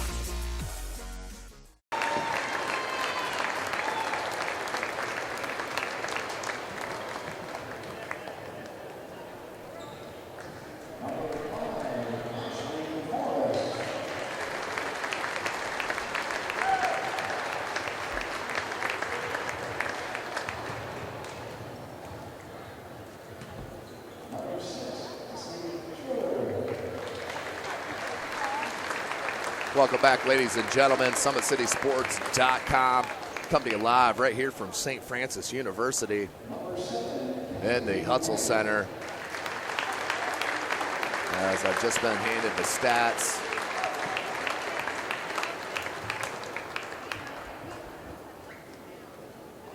So the leading scorer for the Indiana squad is, of course, the Miss Basketball here in the state, Carissa McLaughlin. She drops 23 points. 2 at 12 points, Madison Parker and Jasmine Geist. 7 for Darshana Nathan. And 7 as well for Ann Seacrest. 4 points for Kyla Covington. And as well, Shania Kelly. 2 points apiece for Dejanay Hinton and Allie Reef. And 1 point, Becca Villanueva. Taryn Klein, the only player not to score there for the Indiana squad.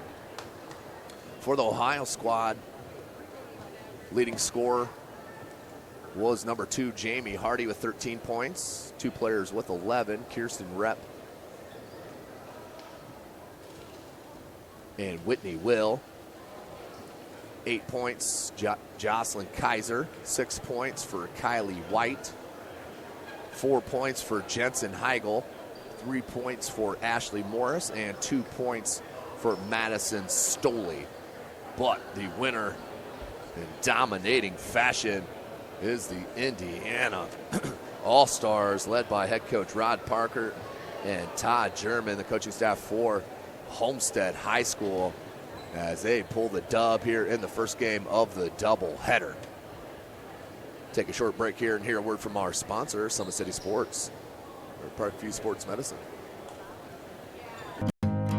Beautiful baby, you're sweeter than strawberry pie. Just like the morning, your smile brings the sunshine. The Parkview Family Birthing Centers, with everything you need for baby, plus birth planners, expert physicians, midwives, and more for you. I'm a Parkview mom. You can be too. Learn more at parkviewmom.com. Got it.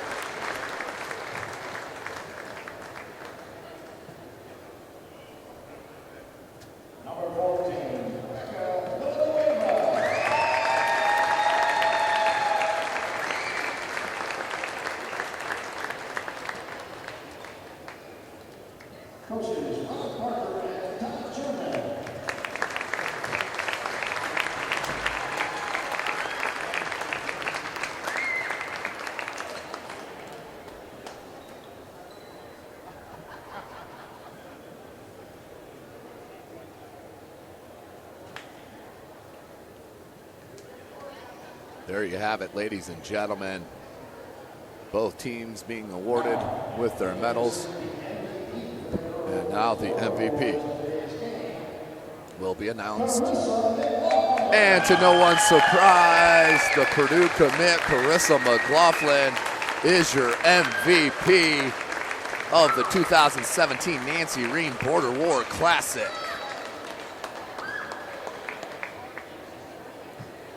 State of Indiana Miss Basketball, Carissa McLaughlin, another award.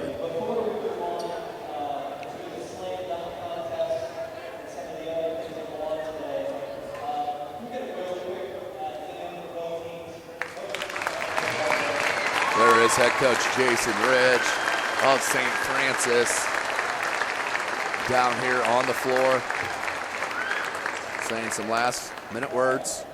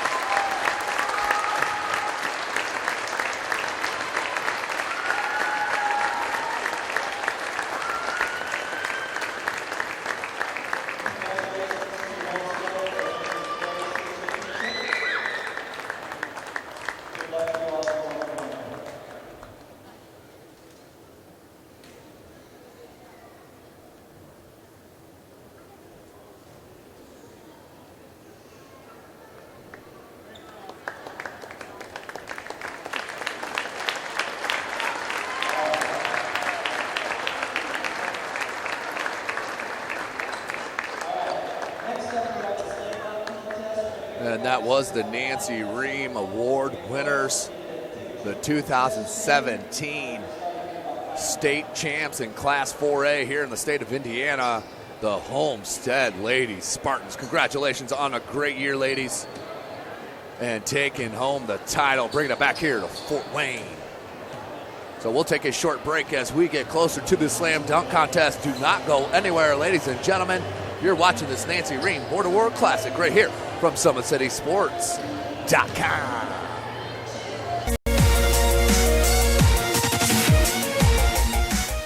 Parkview Sports Medicine is the most trusted of its kind in Northeast Indiana. That's because of the benefits our services provide you.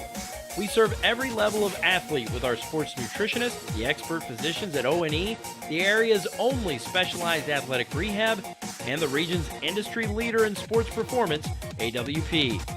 The roster coordinates your care in state-of-the-art facilities conveniently located in your community. To start your journey, visit us at parkviewsportsmedicine.com.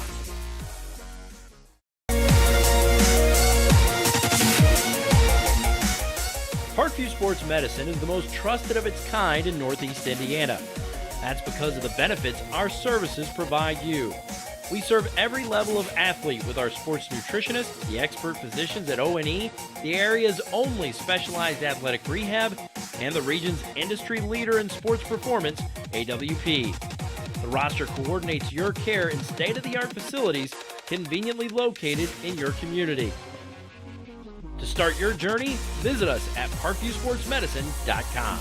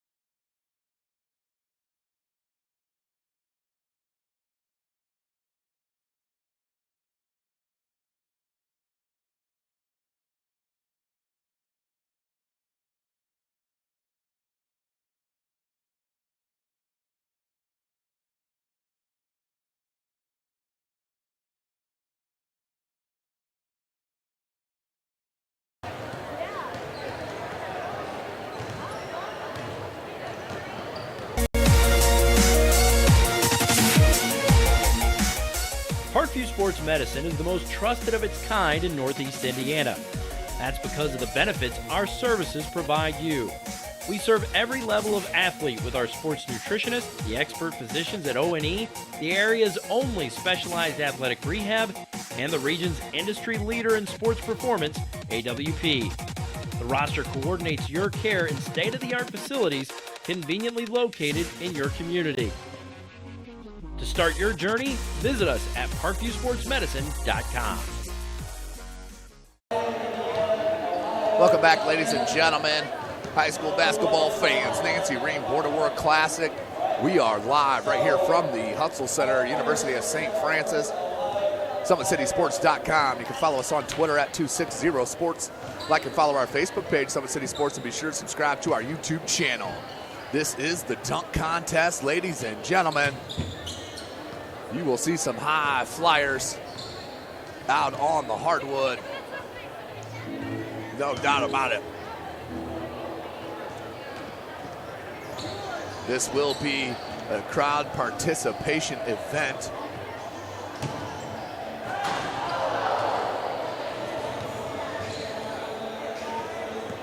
Nearly got that one to go down off the Cougar side behind the backboard.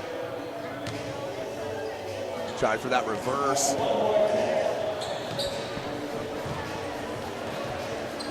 One more attempt. And can't get it to go.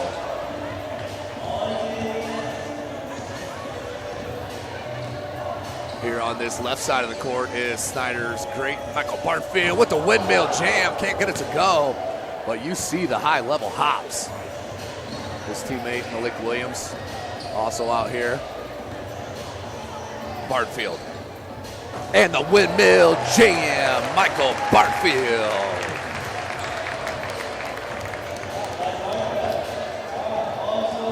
Well, right-handed windmill for Barfield. And on the other end, a nice jam on his own. Now Malik Williams on this near side, on the left side of your screen, heading to Louisville. He's going to try to go off the wall as well. Just a bit long. You see what he's trying to do here, though. His teammates trying to rally. Goes higher with it. That's going to be a tough one. It bounces too low off the hardwood. Needs to get more elevation. There you go. Get a higher bounce. There it is. And just too far away from the bucket. And don't hurt yourself, big fella. The 7-footer, Malik Williams, heading to play for head coach Rick Pitino next year. Tries it again.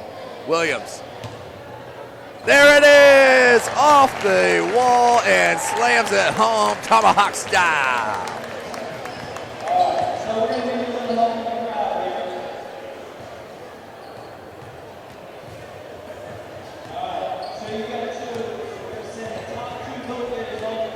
So the top two will move on.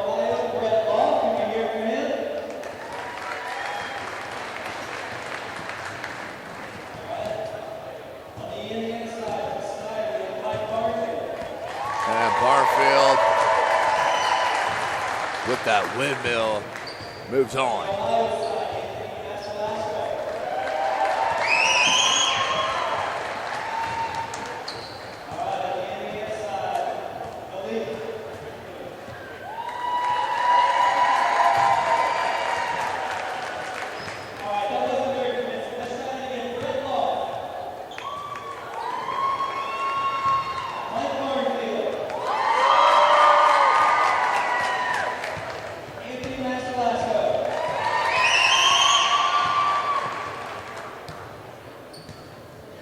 Going to be a tough call there for Jason Ridge down there.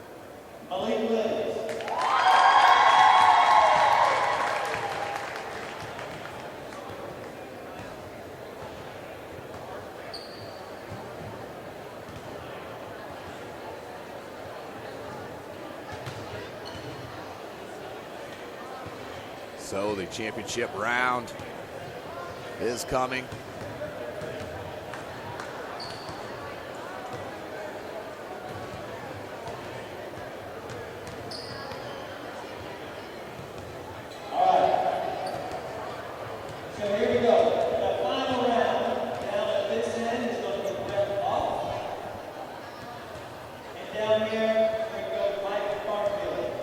So the final will be Michael Barnfield for Indiana and Brett Loff from Ohio.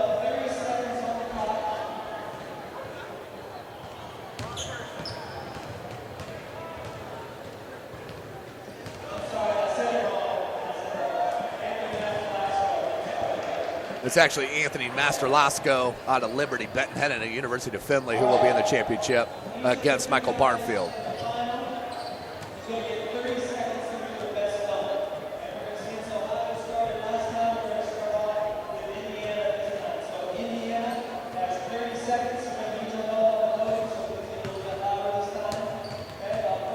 So 30 seconds will be given.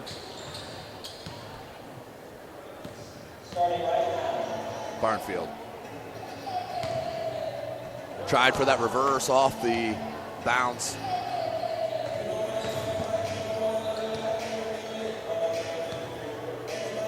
Michael Barnfield, 360 one-handed jam. Michael Barnfield.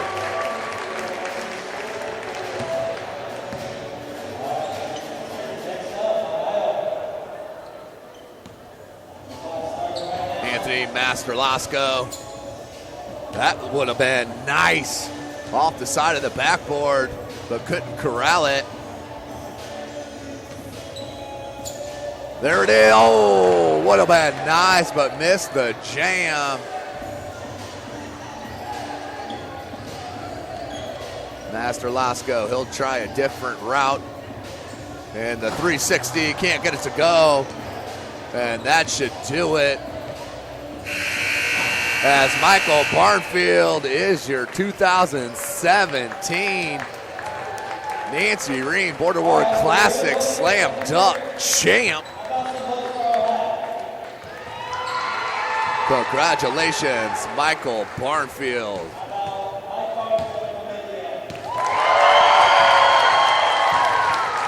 And a no-brainer, Michael Barnfield is the champion.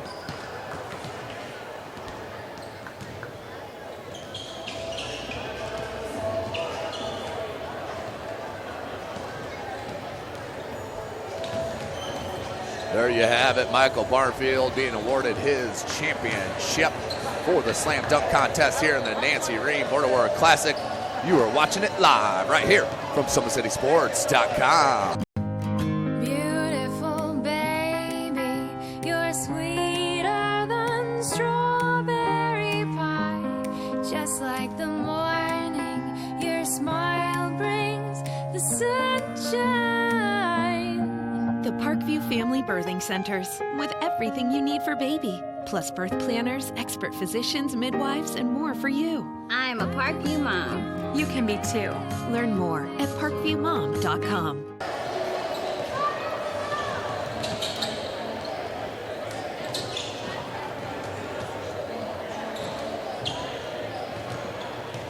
So we do have about 14 and a half minutes before we get set for the boys contest. We're going to take a short break and join you as we get closer to the start of the boys contest. How do you design one of the most advanced ERs in the country? At Parkview, we did it by focusing all our attention on you, the patient, by involving doctors and nurses in the design process, by creating quieter, more private spaces, and by leading the region in heart, stroke, and trauma care. This is not your typical emergency room. It's Parkview. In an emergency, isn't this where you'd rather be? Parkview, your partner in health.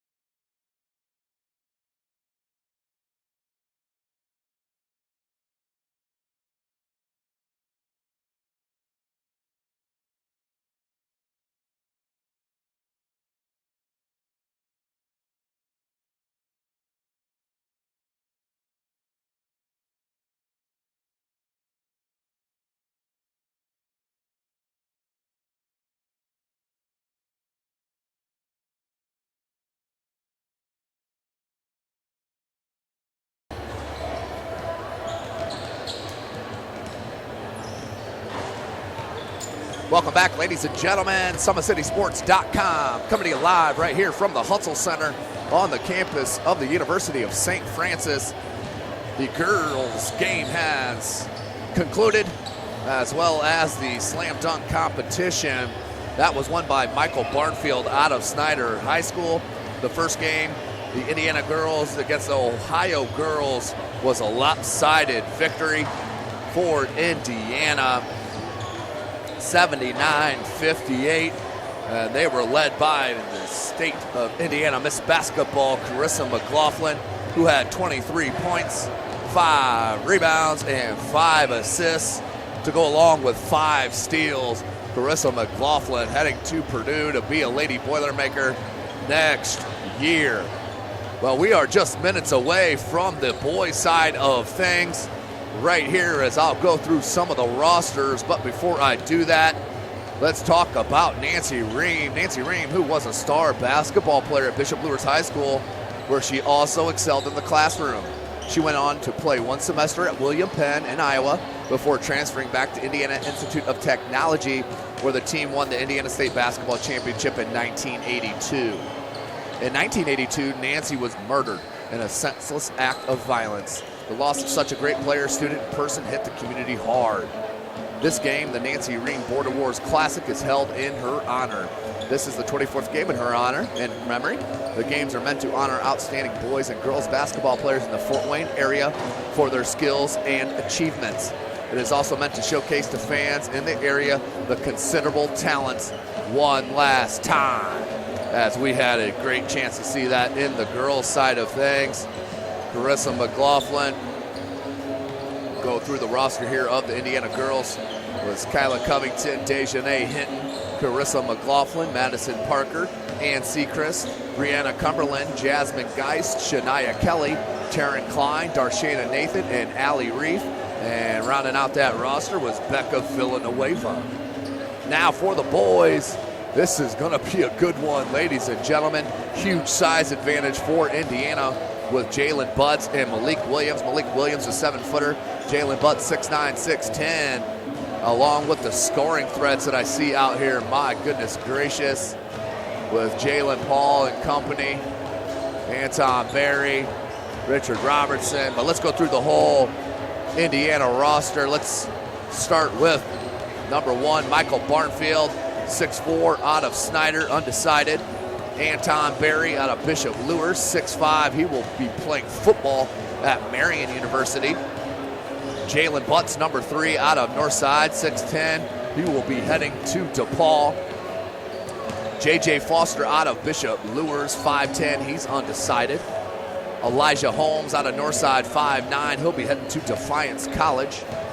Devontae Kinney, Devo, Northside, 5'9", undecided. Jalen Pohl, number 7, out of Cherubusco, 5'9", also undecided. Number 8, Jacob Redding, out of Carroll High School, 6'1". He's the Louisville Cardinal preferred walk-on. Number 9, Richard Robertson, out of Northrop, 5'11", undecided. Number 10, Rayshawn Walker, out of Luers, 5'10", undecided. Nathan Walpole out of Whitco, 6 foot. He'll be headed to Adrian. And rounding out the roster, 6'11", Malik Williams out of Snyder High School. He'll be heading to Louisville. Also looks like out here, have not been caught with Juan Quarles number he'll be wearing. I'm assuming it's 13. But Juan Quarles out of Northside High School, also undecided. And that is your roster for the Indiana boys. For the Ohio boys, number 1, Delonte Brown out of Toledo Bousher, 6'7", undecided. Number 2, Bailey Croft out of Spencerville, 6'6", undecided. Number 3, Jacoby Lane out of Perry High School, 6 foot, undecided. Number 4, Brett Loff out of Napoleon, 6'1", undecided. Number 5, Ethan Linder out of Wayne Trace High School, 6'3", University of Findlay. Number 6, Anthony Masterlasco out of Liberty Benton High School. He'll also be heading to University of Findlay. He's 6'4". Number 7, Kyle Nunn out of Findlay, 6'3". He'll be heading to the University of Pittsburgh. Number 8, Dakota Pritchard out of Spencerville, 6'4", undecided. Number 9, DJ Triplett out of Toledo Central Catholic, 6'2", undecided. And rounding out the Ohio roster is Jarius Ward, the Lima senior, 6'2", undecided. And the coaching staff is Kevin Sensible out of Spencerville and Aaron Elwer out of Delphus St. John's. The coaching staff for the Indiana boys is Jay Foster for Bishop Lures and Shabazz Khalik from Northside.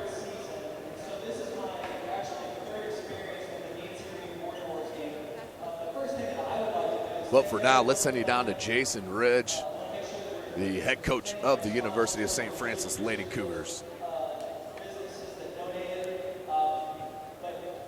This game has been going on for 30-some years, and I feel like today, at this time, is a really important time to talk and make sure that we all understand the value of this game. The first thing I want to do, I think that this is really important, and for those of you who have been around this for a while, I'm going to ask Tom Rehm to come up here and join me. It's Tom Rehm, Nancy Rehm, father and founder.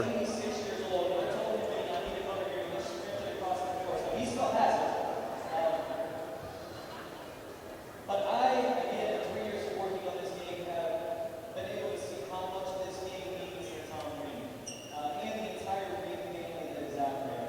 I can't tell you the amount of comments that I get throughout the year on the value of this game and what it has meant for people. If you were to talk to Tom about this, I think this is one of the things that he is really, really proud of, that over $36 million in scholarship has came out of this game. I think that's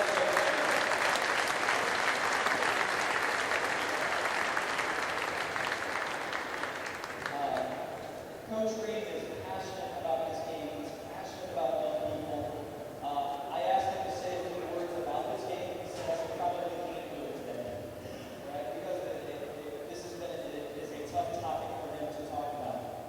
But just a quick history of this game. It was created, unfortunately, to the death of Nancy, how many years ago? 35 years ago. And this game was created for two reasons. Number one, to honor her and to help provide scholarships for young men and women. I can tell you without a doubt that this game would not have been able to continue and have the type of crowd that we do, to get the quality of players that we have, if it was not for the dedication to this game by Tom Rehm. I imagine he'll be doing this for 15 or 20 more years. But I think for all of the people who have ever played in this game, the people that have coached in this game, the people who have been provided with scholarship, and also to just continue the memory of Nancy Rehm and the impact that has had on Fort Wayne and this game. Could you all please help me and just give me a round of applause for As the crowd gives a nice round of applause for Tom Rehm, 86 years old.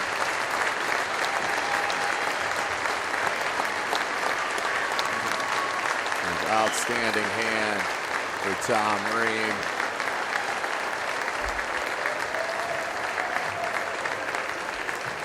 This is the 25th anniversary of the Nancy Rehm Border Wars Classic. Ohio has won the last 2 games after Indiana did win 5 straight. So Indiana looking to get back on the winning ways here against the club from Ohio.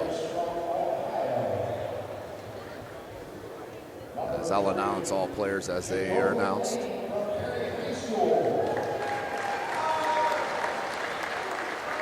Number 3, Jacoby Lane, Perry High School, undecided.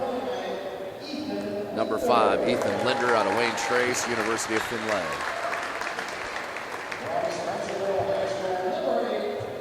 Number 8, Dakota Pritchard out of Spencerville, 6'4", undecided.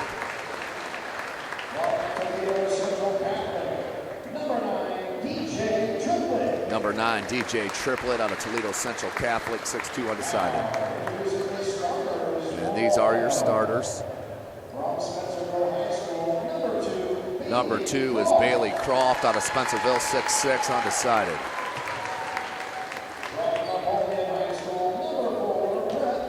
Number 4, Brett Loff out of Napoleon High School, 6'1", undecided.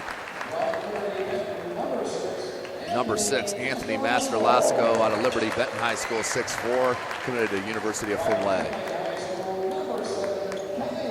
Number 7, Kyle Nunn out of Findlay, 6'3", University of Pittsburgh. And number 10, Jarius Ward, Lima Senior High School, 6'2", undecided.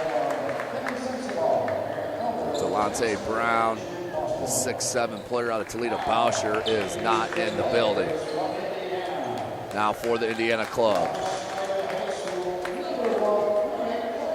Number 1, Mike Barnfield.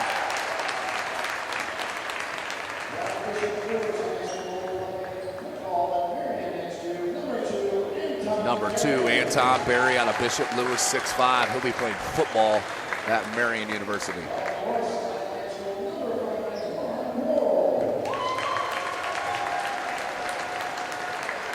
And Juan Quarles, I didn't catch the number. We'll get that for you, out of Northside High School. Another Northside High School great, Devontae Kennedy-Devo, 5'9", undecided. Number 7, Jalen Pohl out of Paul Jarrett Busco, 5'9", undecided. He can line it up.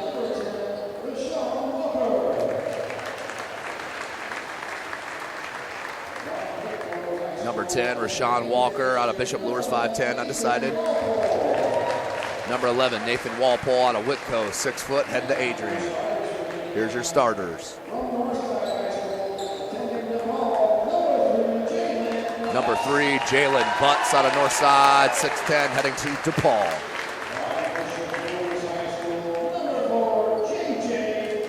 Number 4, J.J. Foster out of Bishop Lures High School, 5'10", guard, undecided.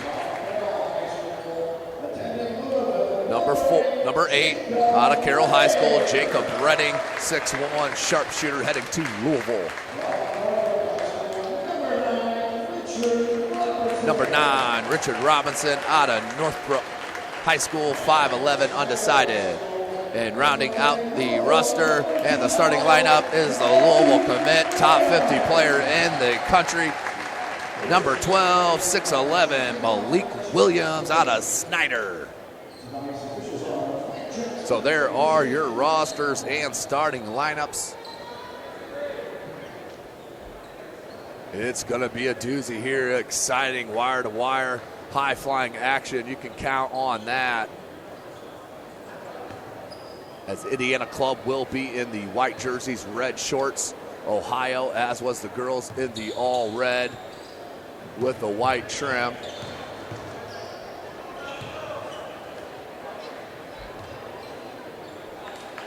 So the starters take the floor. You can see the size advantage with Jalen Butts and Malik Williams. Butts 6'9", 6'10". Malik Williams 6'11", 7 foot. Size advantage and the scoring ability. This Indiana team is absolutely loaded, as was the girls. Looks like in the boys here, we're going to play 2 20-minute halves. And we will have the girls' three-point final contest at halftime. And right off the jump to Williams and the jam, Malik Williams. So good start for Indiana. Obviously the high flyer, Malik Williams off the tap, will start it.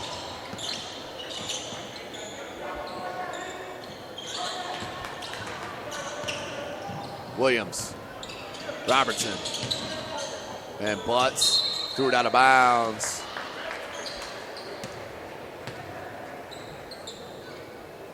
Two-zip.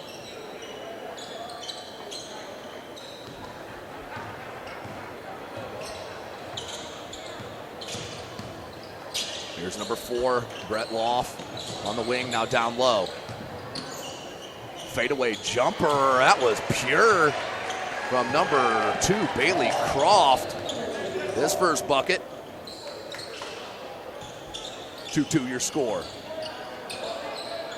Robertson wants Butts on the screen and roll. Can't get it to go. Rebound Ohio. So Butts misses on the bunny.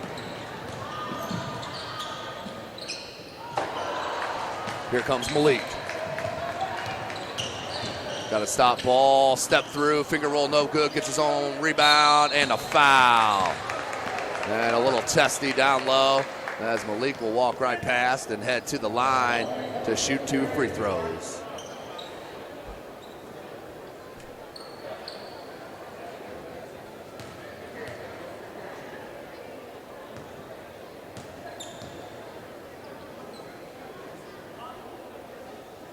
And does hit on the first.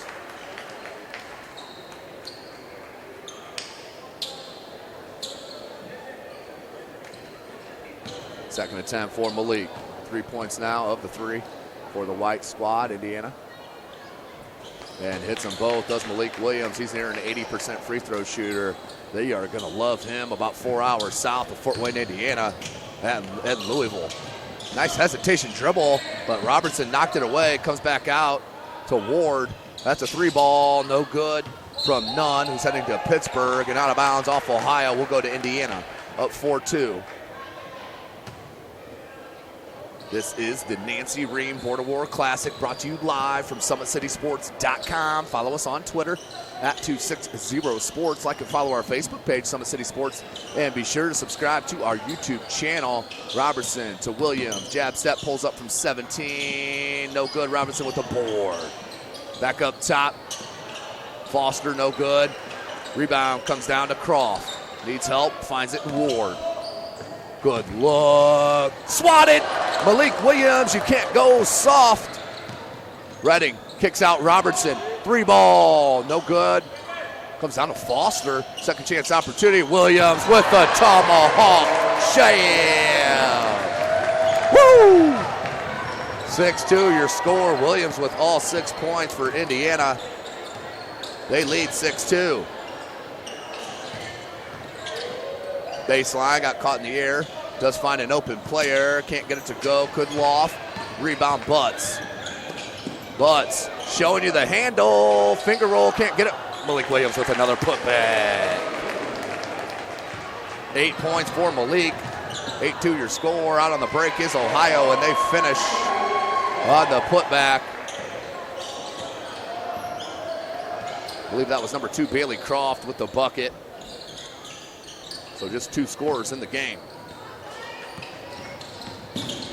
Robertson, Williams, 3, short.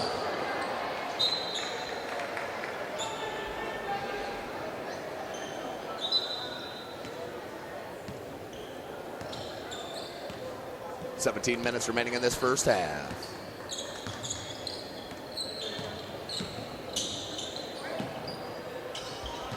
Baseline dribble drive, but you're going right into the height. Here's Croft, pump fake, kicks it, loft, 3, no good.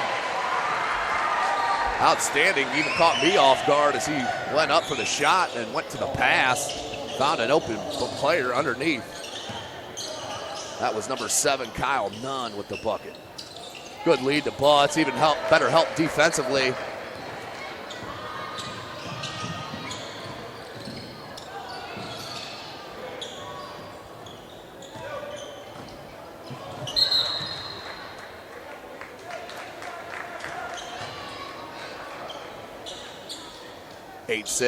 Indiana on top. Little full court pressure here from the Ohio squad. Jacob Redding. He'll take the pill and then just threw it away. Lackadaisical pass from Redding and tied up. 8-8 your score. Here comes Ohio. They have won the last 2 meetings. Number 4, loft, triple. The Ohio faithful loving it. Their first lead, 11-8. Under 6 minutes, 16 minutes. 3 ball. Richard Robinson, just a matter of time. And the jam. Little highlight reel for Ohio. Redding, 3 ball. That's what he does. Dropping triples. Jacob Redding heading to Louisville. Hits the 3 ball. That was Redding's first points. Can't be answered from Ohio. No box out. There was Robinson with the steal. Has Redding on his right wing. Instead takes it all the way. And what we got, a jump ball? Oh, we got a foul called on the far side. Looked like all ball, but a foul called. So that will send Richard Robertson to the line. he will shoot a pair. Richard Robinson, of course, out of Northrop High School.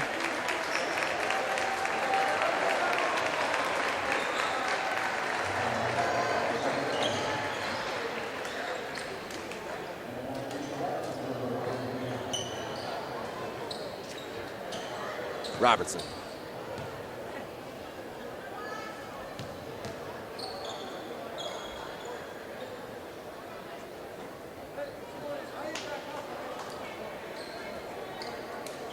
(14-13), Robertson.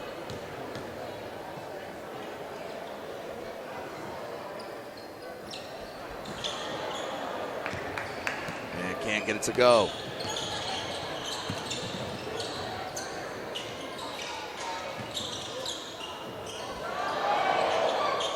Three ball, got it. Just what Ohio needed. They take a 2-point lead back. Here's Quarles, wearing number 5, hangs, can't get it to go. Look at the athleticism from Barnfield. Comes down though to Ohio.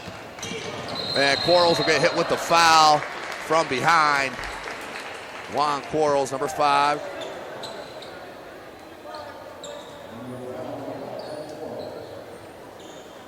In my opinion, one of the most improved players in the Summit Athletic Conference, Juan Quarles.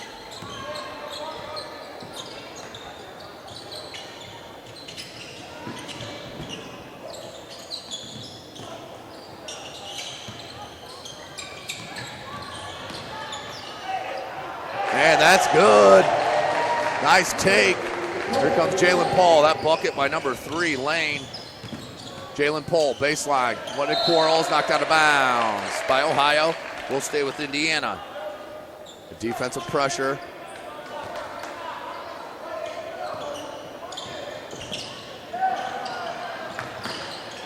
Berry out to Barnfield. Barnfield 3, Michael Barnfield. Still undecided. Somebody locked the kid up. Outstanding basketball player with 10 hops. Good take. Can't get it to go. Anton Berry with the rebound. Now to Debo. Devontae Kinney out of north side. Kinney. Finger roll, no good. Lots of contact, no foul. Comes down. That's number 9, DJ Triplett. Can't get the roll. Battle for the board, and we got a jump ball. Alternating possession. We'll stay at that side.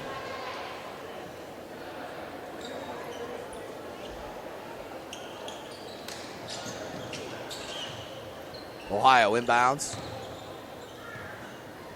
And into the backcourt it goes.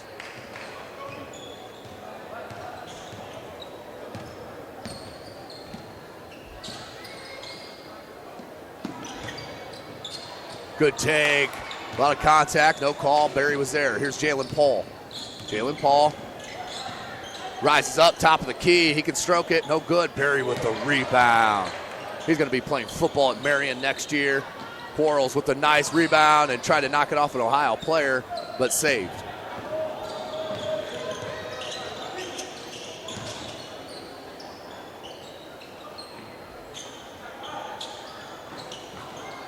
Rebound, another offensive chance by Linder. Here's Paul, comes out with it. Jalen Paul behind the back to Berry. Finger roll and one. Jalen Paul to Anton Berry. Nice play there out in the open court from Jalen Paul going behind the back.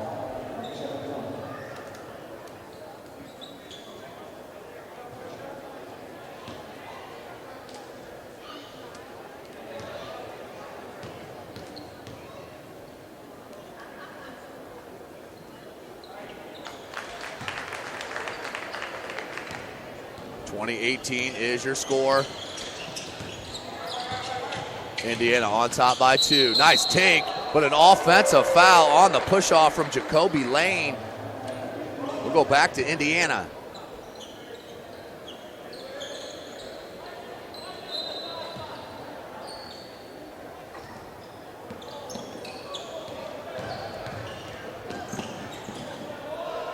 Three ball, Juan Quarles can't get it to go. Good box out by Ohio.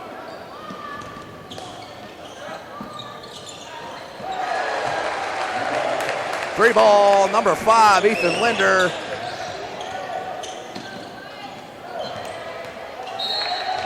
And a turnover.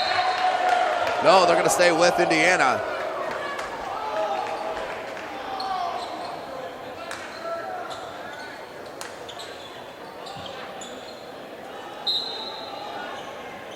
Paul, Quarles, pump fake. Rises up from that right elbow. That is pure Juan Quarles showing you the versatility. Hits the bucket. And a steal by Barry. Nice look to Barnfield, but got too far. You need to go with the left hand there if you're Michael Barnfield. Barry trying to track it down. He is a football player, ladies and gentlemen, as he goes about 10 rows up here at the Hutzel. It's an outstanding looking football prospect. There's Anton Barry.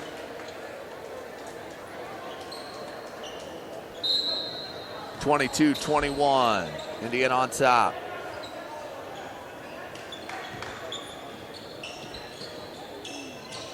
Baseline dribble drive.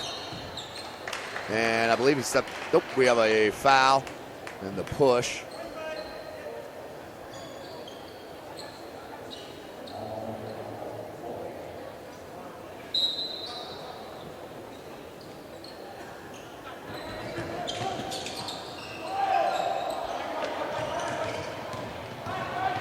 Barnfield showing you the speed. Lots of contact. No foul. Blocked out of bounds.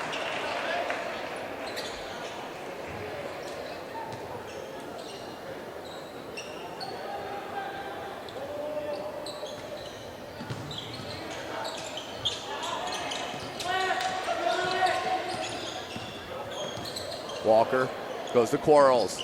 No good on the 3. Rebound, Ohio.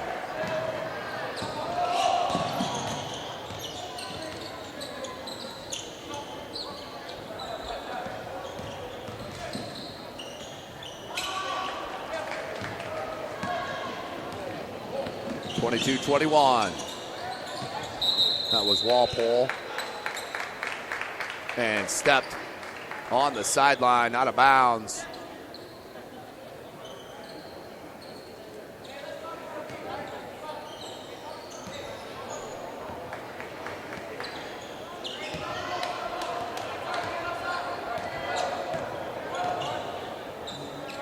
Free ball, can't get it to go from Lane, Jacoby Lane, rebound Barry. Quarles. Can't get it to go, try to get his offensive rebound, no good.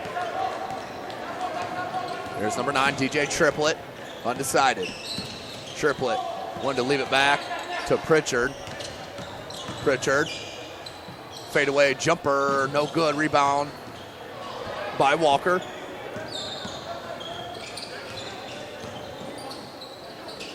Barnfield, quick first step, and that was real long. Now to Barry, Anton Barry, 3 ball. That's his 5th point of the game.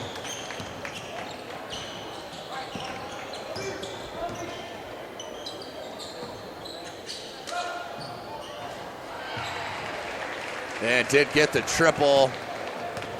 That was number 9, DJ Triplett once again.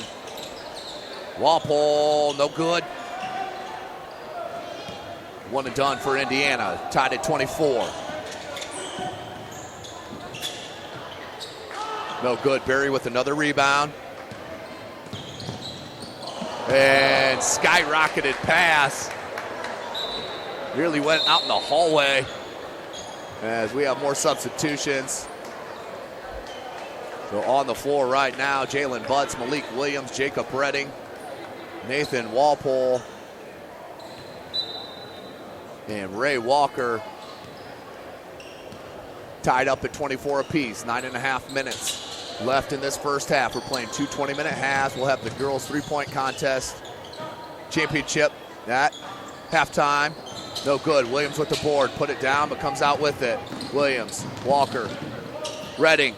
Can't leave him open. Came out too late, but Walpole there with the offensive rebound. Goes baseline, cut off. Good look. Try to find Buds. Comes out to Redding. Williams, top of the key 3. That's his shot. No good. Rebound for Loft.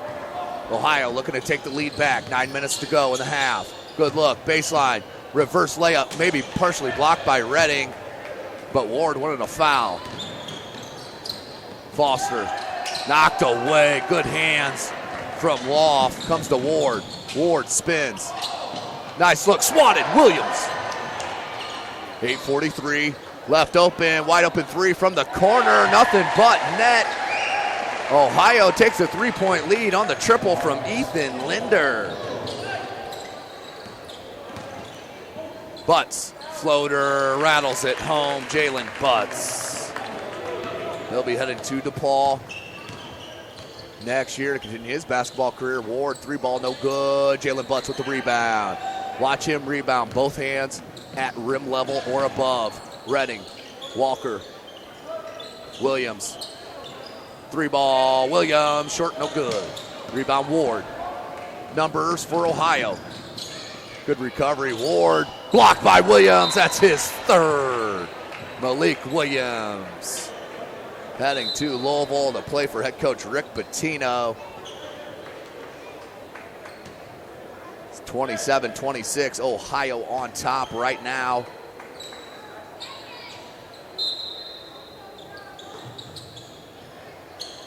Three, no good. Butts comes down with the rebound. Robertson with the finger roll. Richard Robinson with the finger roll. 3-ball, no good. Another rebound, Williams. Redding, no numbers here for Indiana. Robertson, wide open three, nails it. Richard Robinson, he can flat out stroke it. Hits the second triple of the game for Robertson. Here's Butts with the board. Skip past the Redding, over the top of the defense. Open three. Indiana starting to feel it now from behind the arc. Back-to-back triples. That's Redding's second. He has 6 points now. And a steal, Redding. Watch for the lob here. Has Malik with him. Jam! Malik Williams from Jacob Redding. And a timeout on the floor called by the Ohio squad. Outstanding play. Let's take another look at it. That's the steal by Redding. Saul Williams, stutter steps, and the lob, and jam. Malik Williams having an outstanding first half. Has 10 points, 3 blocks. And a timeout on the floor with 6:50 remaining. 36-27 on a big spurt from the Indiana club.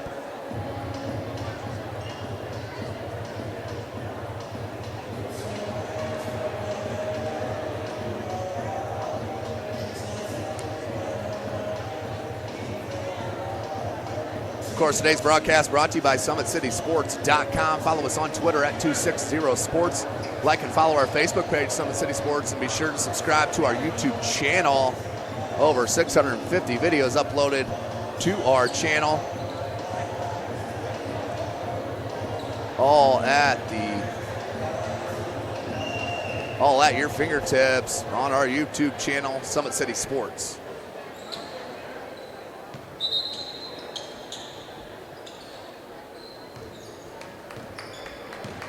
Ohio.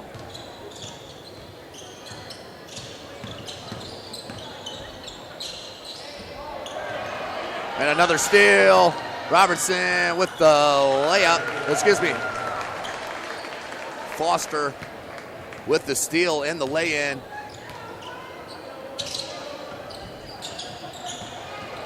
And another one, another turnover. Redding out on the break. He'll take it all the way up and in and lay it up with the right.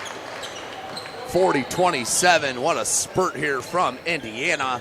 6:12 left.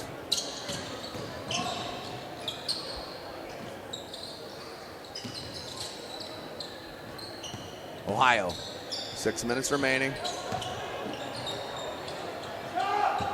3-ball, Ward, no good. Butts with another rebound. They want to push. Robertson just flinged it out. Williams somehow grabs it, but out of bounds. Good effort for Malik, but lost his footing. And the turnover.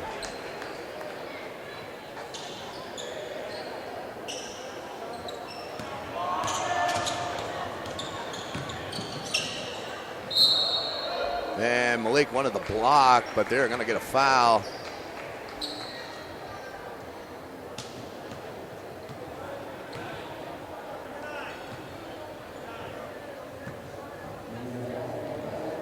That will send number 10, Jarius Ward, the 6'2" ball player out of Lima Senior High School. He's undecided.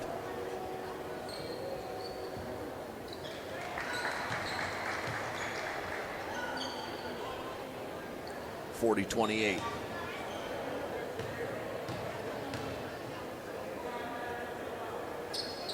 Ward does hit.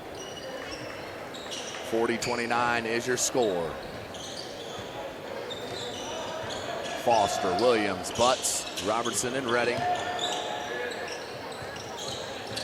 Your 5 for Indiana. Jalen Butts wants a triple. No good. He looked over at his head coach, Shabazz Khalid, and just said, hey, sorry, man, I'm trying, boy. Nice take by Ward. Good luck. Williams can't get it to go, and out of bounds off of him. Last touch. We'll go back to Ohio.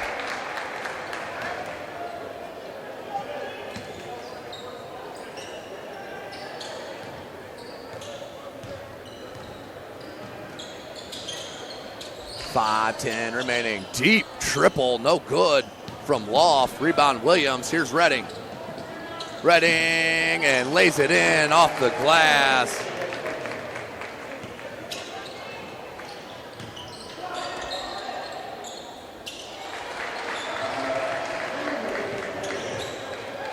.42-34.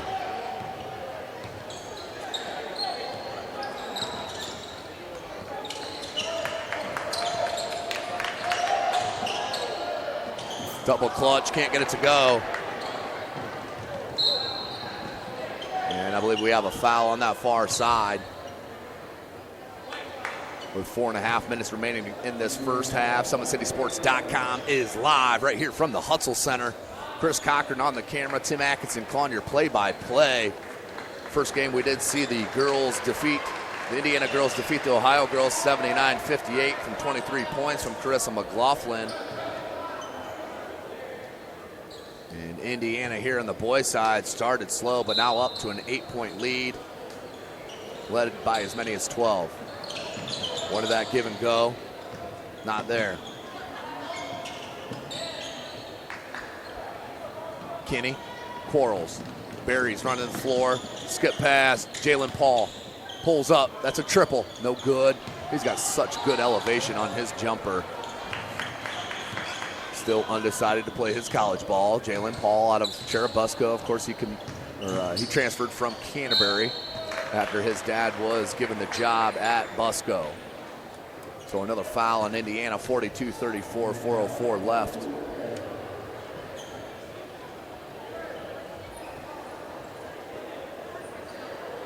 One of the last remaining basketball action we will have the privilege of covering.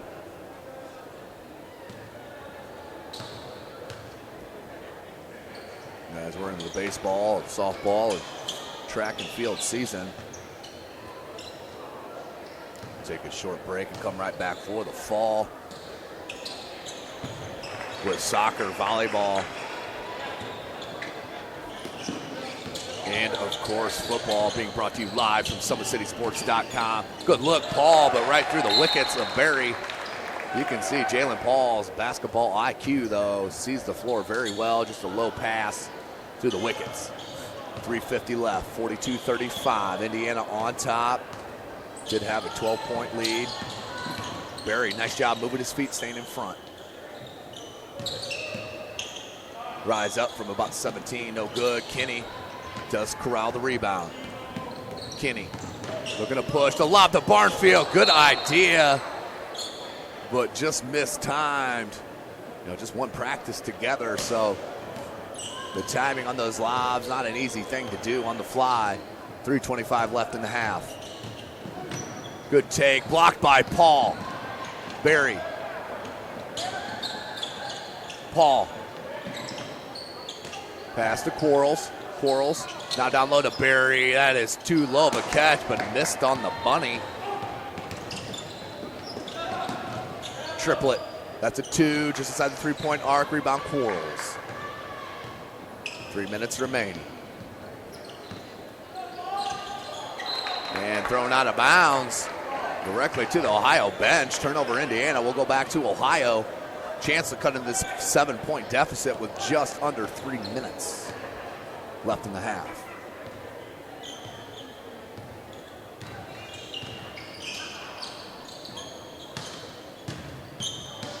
Back to Quarles, down low, and a block by Quarles. Kinney.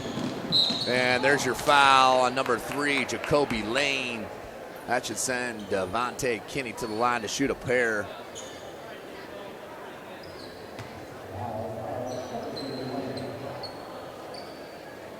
So Debo to the line to shoot 2.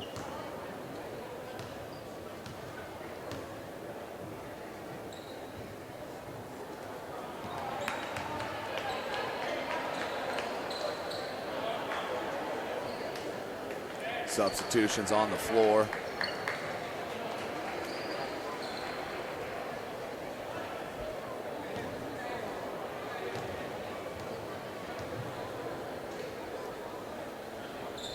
And did get it to Debo.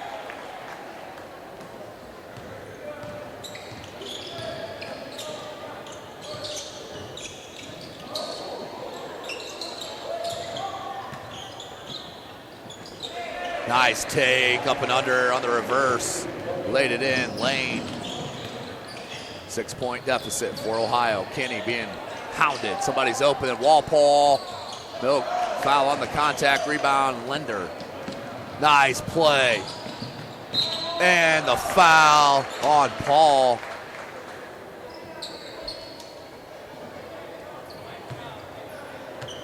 DJ Triplett will head to the line to shoot a pair on the breakout.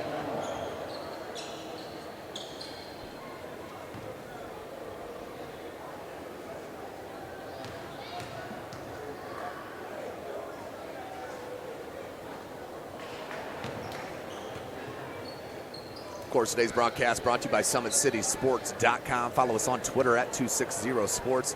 Like and follow our Facebook page, Summit City Sports, and be sure to subscribe to our YouTube channel.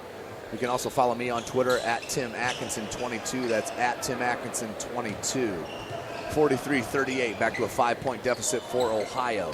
2 minutes remaining in the half. Kinney, Walpole, Paul, Barry, and Walker. Kinney. Nice hands by Triplett. And that did cause the tie-up, but we'll stay at that end with Indiana. 14 seconds on the shot clock.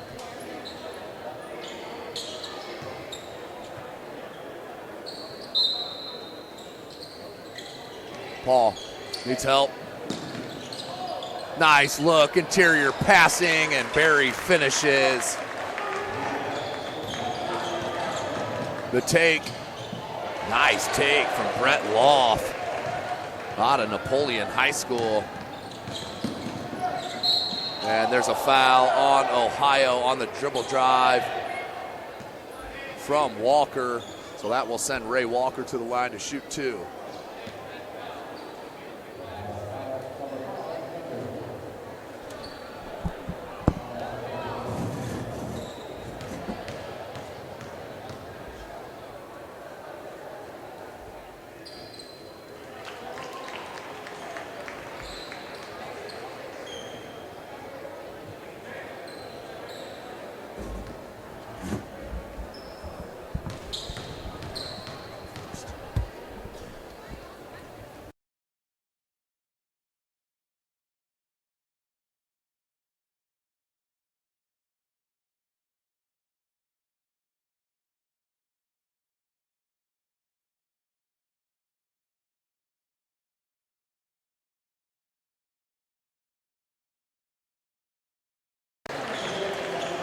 Apologize for the technical difficulty. We are back with you here live, SummitCitySports.com.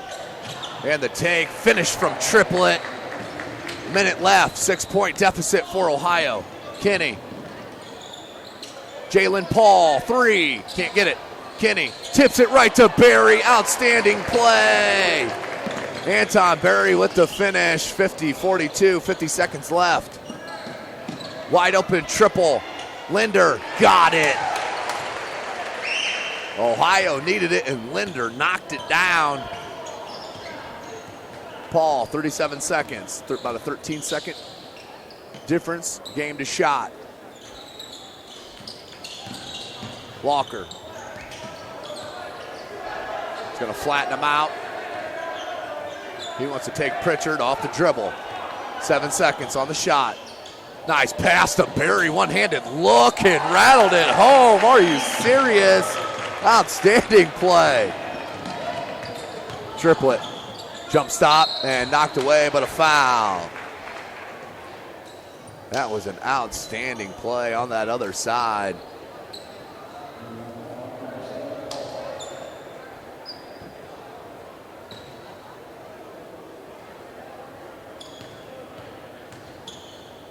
Triplet converts on the first.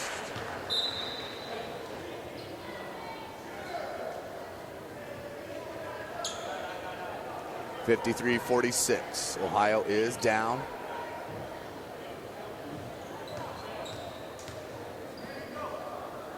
Triplet converts on both. 53-47, 7.6 seconds. Walker has Paul in the corner, but knocked away by Loft. And that's good if it goes, and back Rehm. Nearly a buzzer beater here to end the half, but your halftime score, your Indiana All-Stars up 53-47 over the All-Stars of Ohio. You are watching the Nancy Rehm Border War Classic right here from SummitCitySports.com.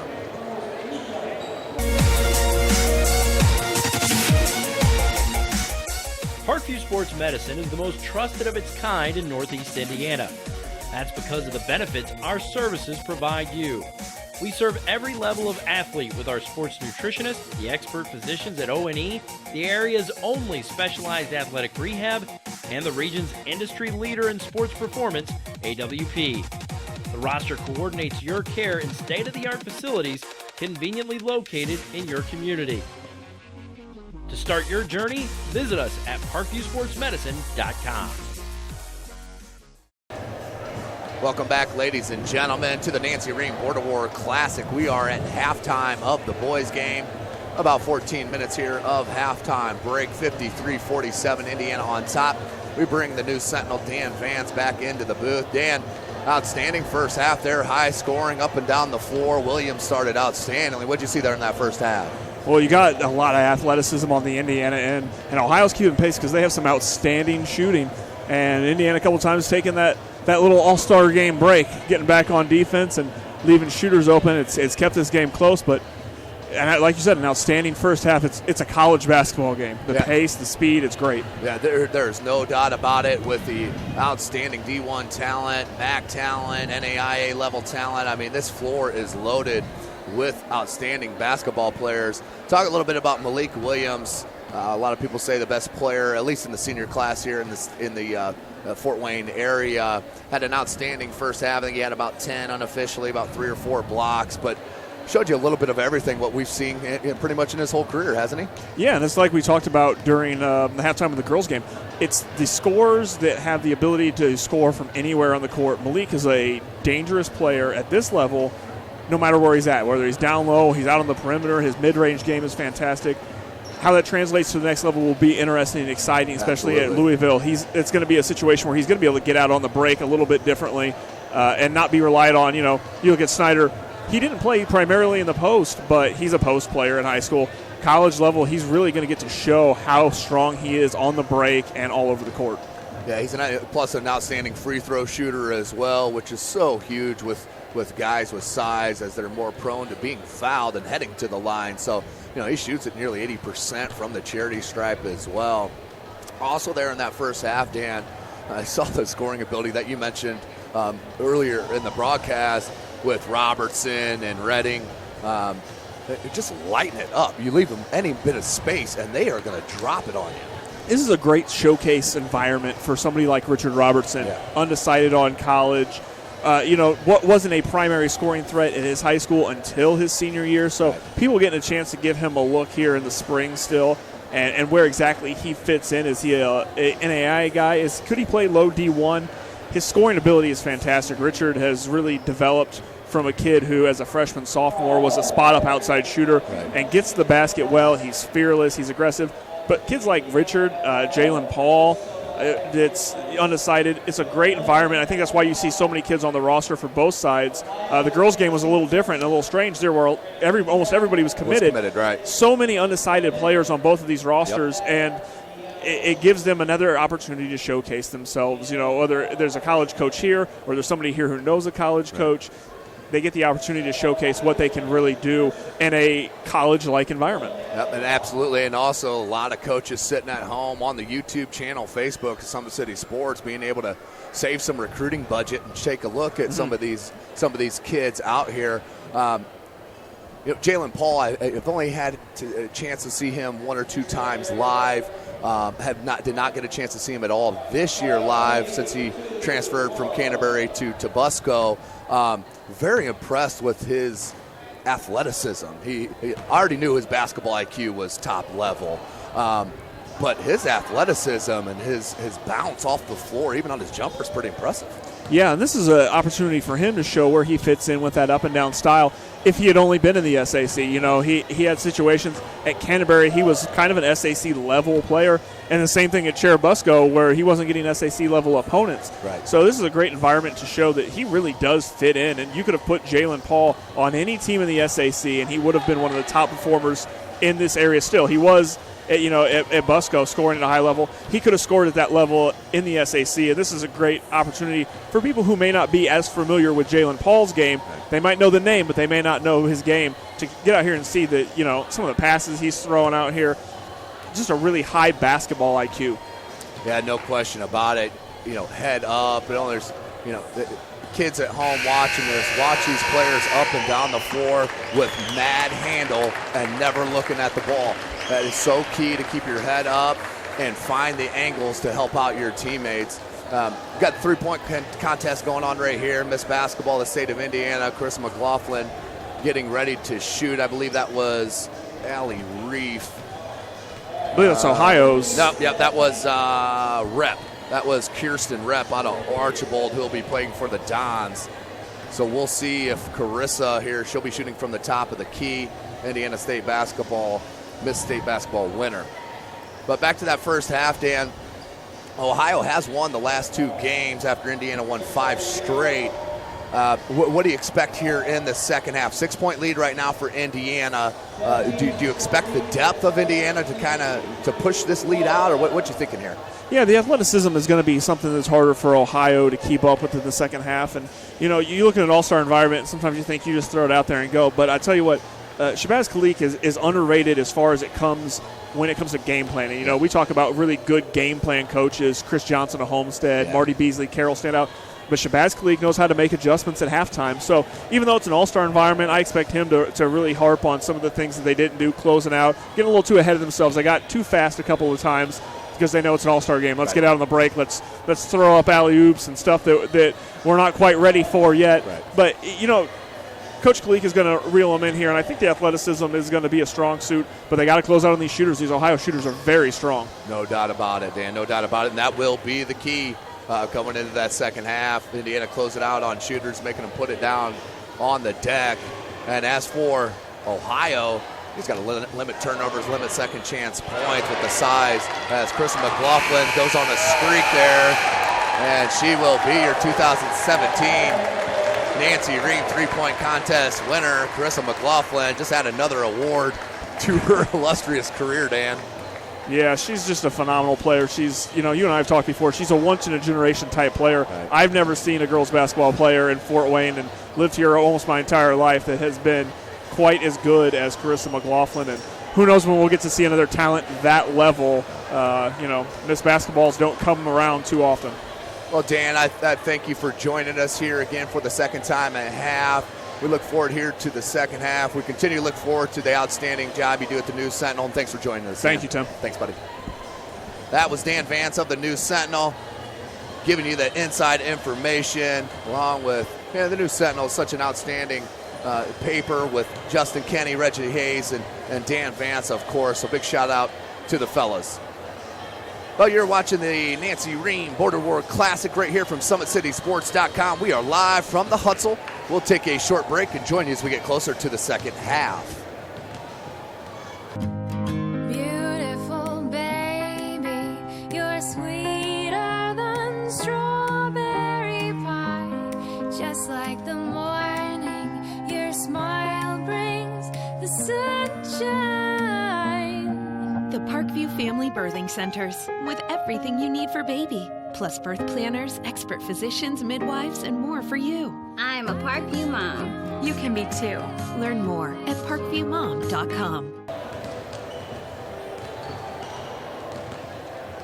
How do you design one of the most advanced ERs in the country? At Parkview, we did it by focusing all our attention on you, the patient, by involving doctors and nurses in the design process, by creating quieter, more private spaces, and by leading the region in heart, stroke, and trauma care. This is not your typical emergency room. It's Parkview. In an emergency, isn't this where you'd rather be? Parkview, your partner in health.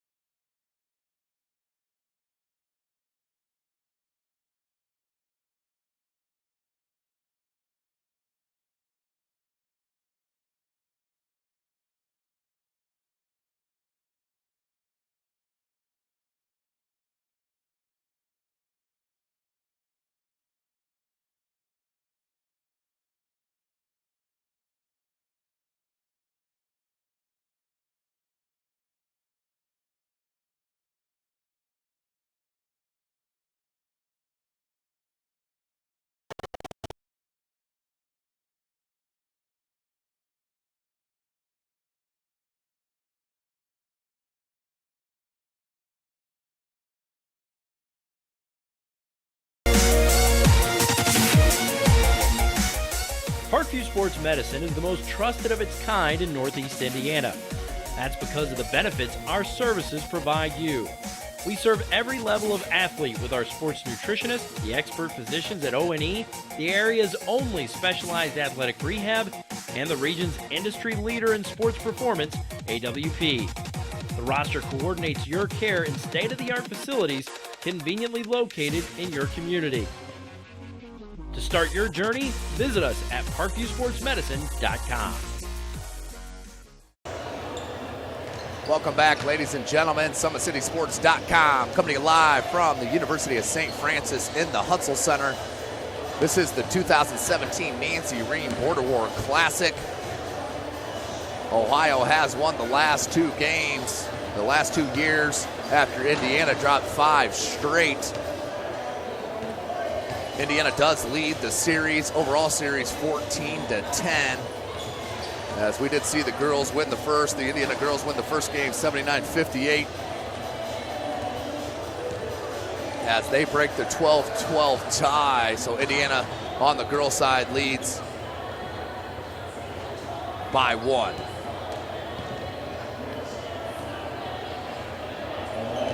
So we are seconds away from the tip of our second half.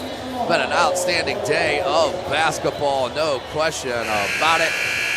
SummitCitySports.com, coming to you live. This is Tim Atkinson calling your play-by-play. 20 more minutes of game action remaining. Your score 53-47.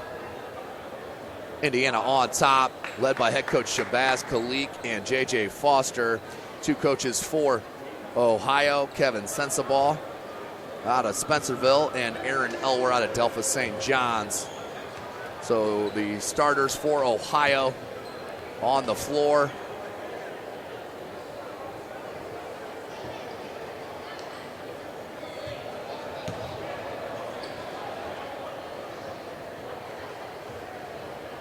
Is number 10, Jarius Ward, number 8, Dakota Pritchard, number 3, Jacoby Lane, number 2, Bailey Croft,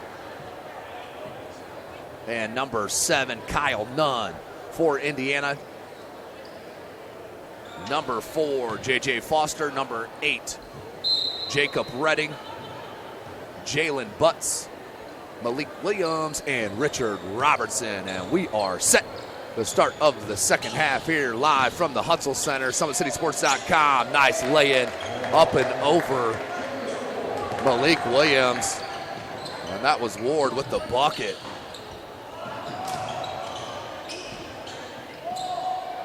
Skip pass, Redding, triple, no good. Rebound Ward.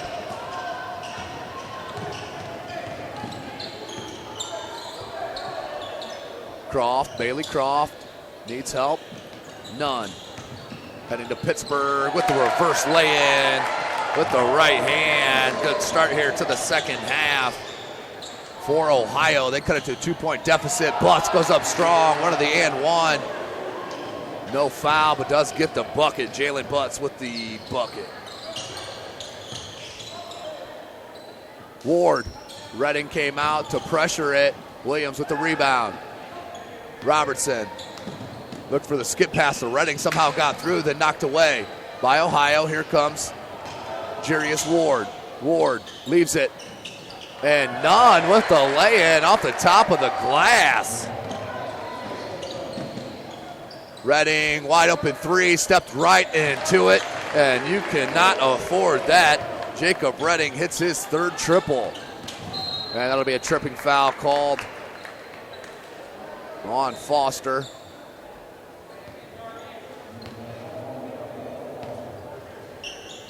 18.5 minutes remaining, 58-53. It's a 6-point lead at half, 53-47. Triple lane, no good. Nunn went for the board, saved by Ward. Right to Nunn. Nunn, nice look to Croft with a teardrop. Nice second chance opportunity for the Ohio squad, 58-55. Foster. And we're going to have off the ball foul on number 8, Dakota Pritchard. Garden butts down low, is going to get hit with the foul. Redding look to inbound. Out to Williams. Down to Butts in the paint. Good catch. Flips it up, no good. Rebound Ward. Wants to push. No numbers, trying to make his own. Lost the handle for a second. Foster picks him up. Good screen and stepped right into that jumper, did Ward. Good looking player, Jarius Ward, undecided. 6'2" guard. Look at that move by Robertson. That is next level, kids. Richard Robertson with the shake, the dribble, and the reverse lay-in. 60-57. He'll head to the line for the chance at that three-point opportunity.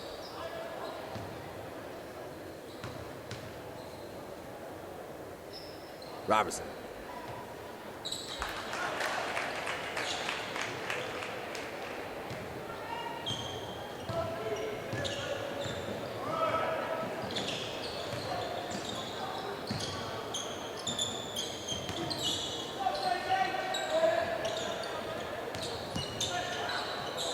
Little floater, no good from Pritchard.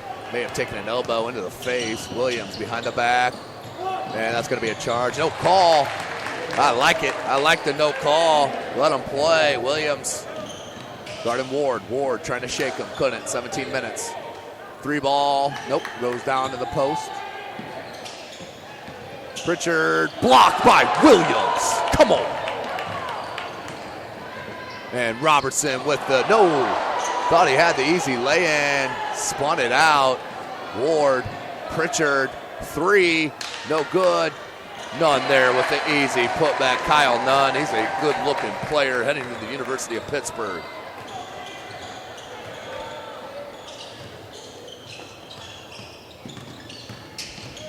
Nice look. Nice feel out for the contact for Foster and gets the lay-in.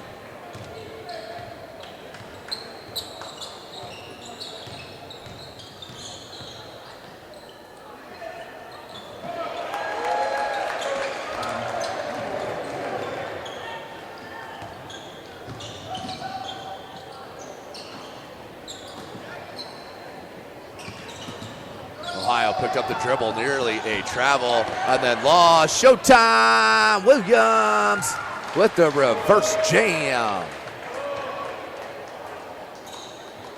67-62, back to a 5-point lead for Indiana.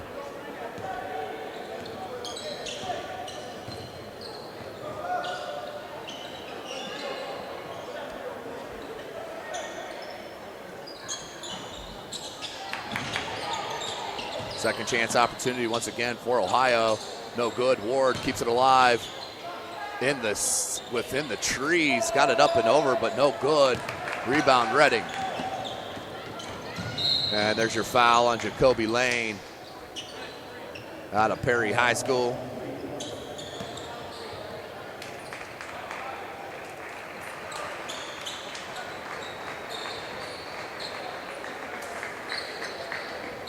.520.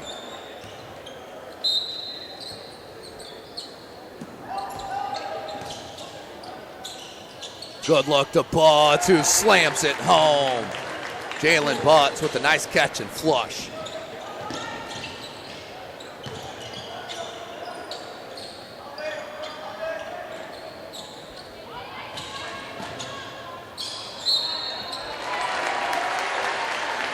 And one. 71-62, Redding, he'll head to the line.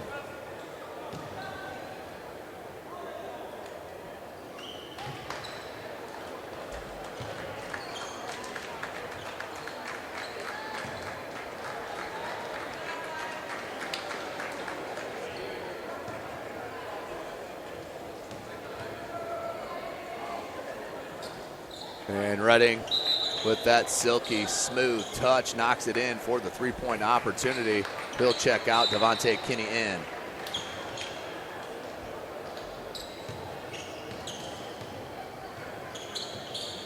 Triplet, guarded by Jalen Paul.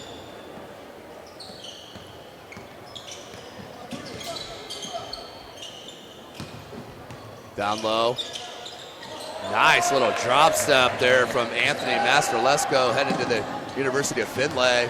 Quarles popped it out to Barnfield. 3-ball, no good. Berry tracked it down, but Triplett comes out with it.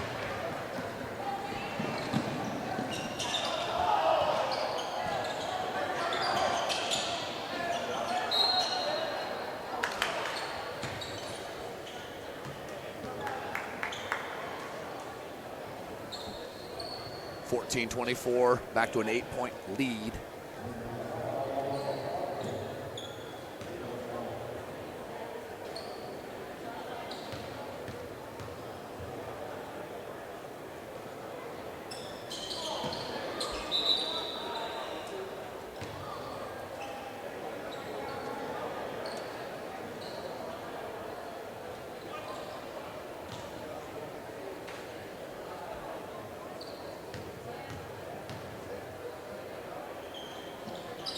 And does convert, does Triplett.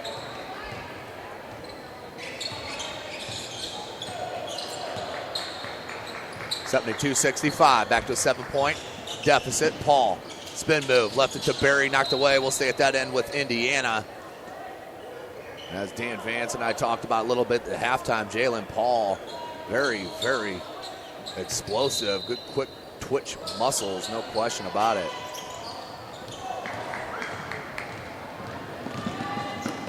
Mastrolesco takes it all the way up and lays it in. Nice take by the University of Findlay commit.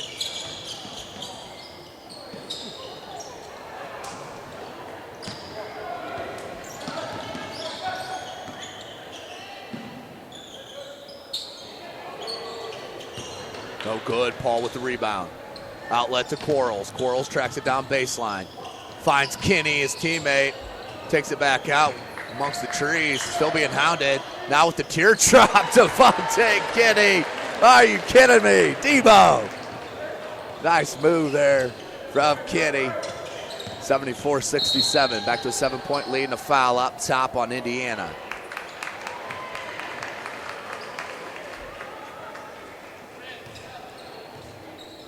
Oh, it's going to be a blocking foul. So we'll head back to Indiana. Foul on Ohio.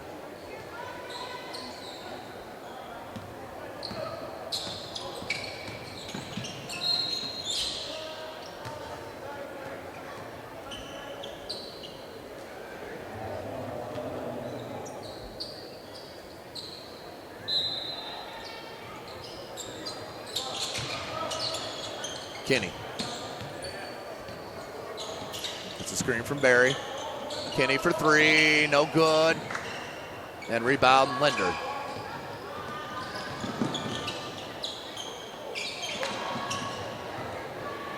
Out on the break, Berry has Barnfield with the lob and the slam!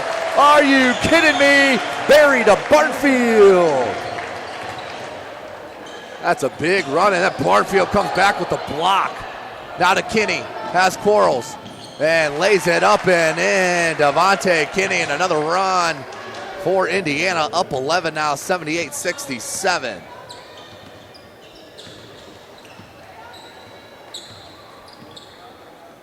Triplett guarded by Kinney.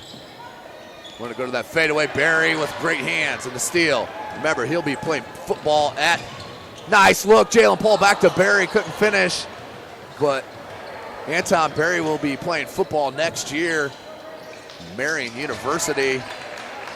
As that's laid up and in by Ohio. Kinney looks to push. Up and under. Beautiful move, Devontae Kinney. And out of bounds. Stepped on the sideline. Turnover on Ohio. We'll go back to Indiana.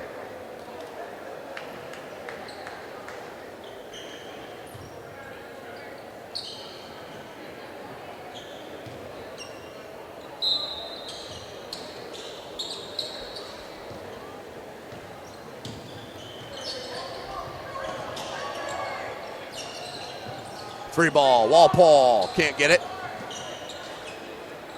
Battle for the rebound comes down to Triplett, now to Nunn. Kyle Nunn heading to University of Pittsburgh, being hounded. Defense split, so he takes it all the way to the cup. Lays it up and in, good. 80-72.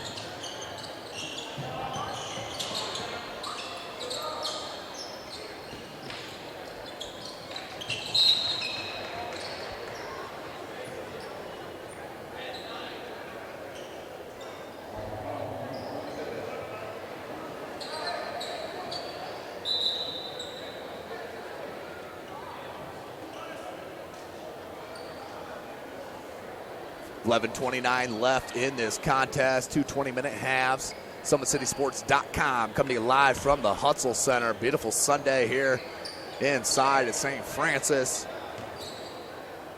Indiana girls did win the first contest 79-58. Behind the 23 points for Miss Basketball in the state of Indiana, Carissa McLaughlin. Good take from Triplett. Lays it up and in, cuts it to a 6-point deficit. Inbound Quarles. Juan Quarles has Kinney, Walpole, Barnfield. And Foster, Juan Quarles, and Walker. Juan Quarles with a nice take. Teardropper gets it to go.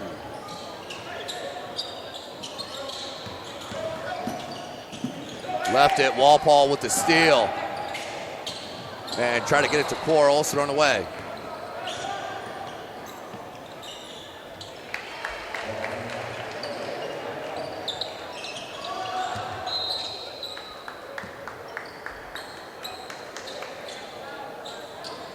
Ten and a half minutes remaining in this game. And what do we got? And we do have a foul called on Jarius Ward.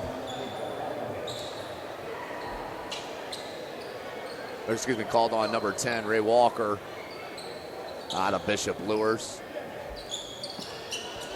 They go right into the post, off the inbound. Can't get it to go. Battle for the board, comes down to Walpole. In traffic, finds Quarles. Kinney took the hit, no good. Walpole took a little push in the back.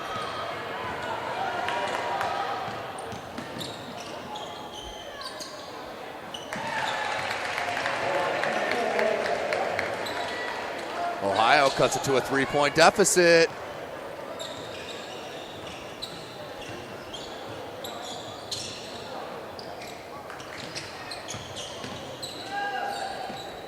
Barnfield. And can't get that one to go. That was halfway down and spun out. Ohio right here can cut it to a 1-point deficit or tie it up with a triple. Triplett ties it up.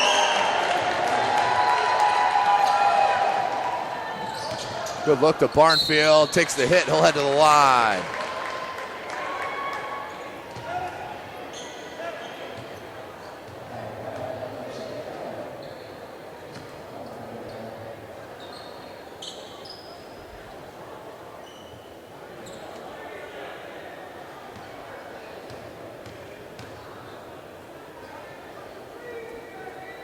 Barnfield can't get the first.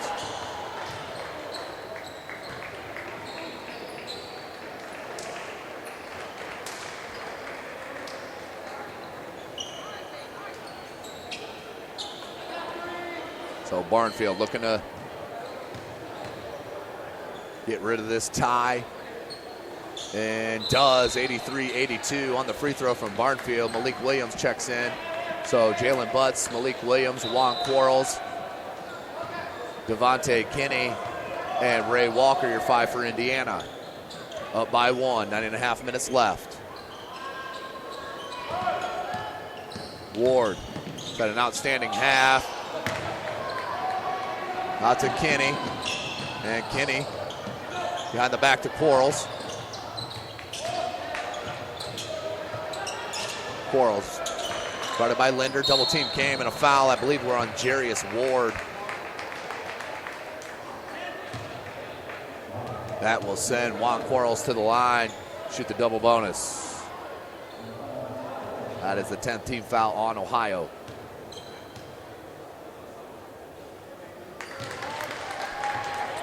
Quarles converts, 84-82. Hits them both.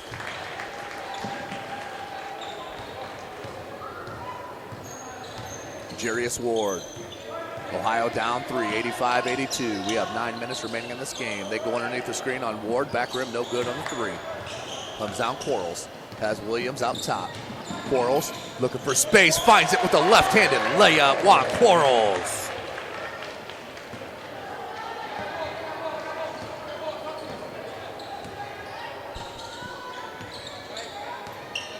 Lane. Pritchard. Up top, Linder. Quarles on him. Linder takes it, takes the hit, and one! Ethan Linder took it to the cup, took the hit, goes glass, knocks it in, and will head to the line for the chance at the three-point opportunity, down 3.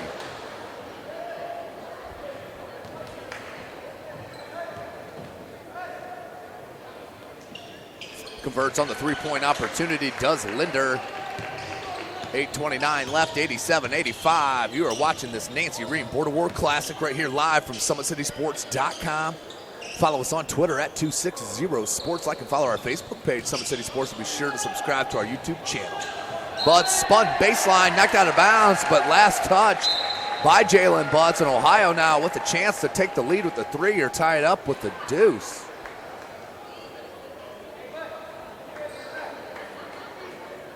Richard Robertson and J.J. Foster check in, as well as Jacob Redding to join Williams and Butts. Linder, it's a screen from Croft. Lane, one in baseline, kicks it back out. Here's Pritchard, goes right by Butts. There was Williams, made him stop short. That was pure length that they saw, which caused the miss. Lob to Butts, and the finish, Jalen Butts. You cannot allow him to catch it that low. There's Pritchard. Ward, jab step, goes to Lane.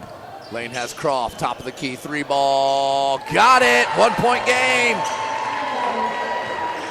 89-88. Foster. And lost the handle. Outlet, Redding. Tracked it down, and then out of bounds. Last touch by Indiana. We'll stay at that end.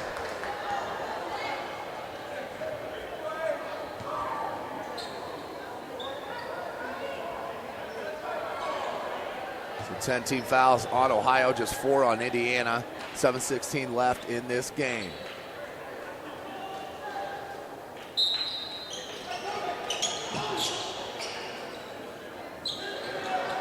That may have been partially blocked by Butts, and the outlet, just no need right there. Going for the home run pass. Lane goes to Ward, cross court, meets Williams, no way! As that's out of bounds, but what a swat by Williams. Telling you, one of the best shot blockers I have seen. Take his IQ and match it with that length. And it is a dynamic shot blocker. Average 4 a game in the high school senior year. And that's out of bounds off of Ohio. We'll go back to Indiana.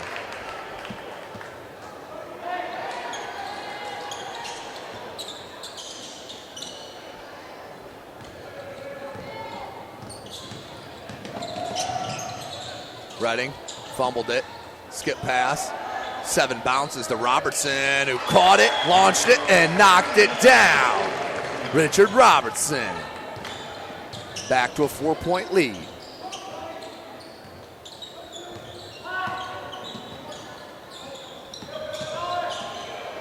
Another block, this one from Jalen Butts.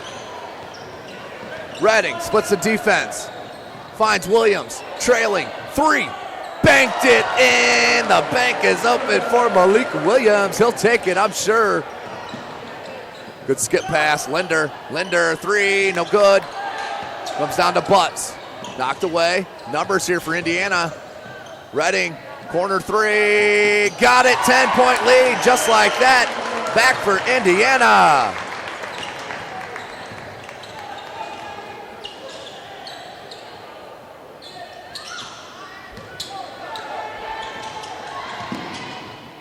Try to leave it to Redding.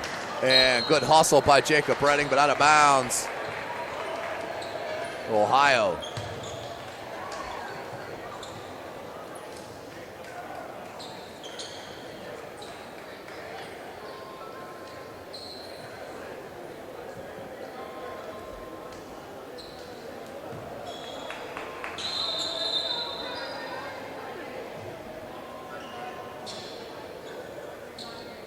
So 5:53 remaining.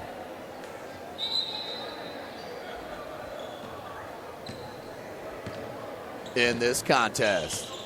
This will be concluded with the boys MVP. So we'll stick around and have Tom Rehm produce that MVP award.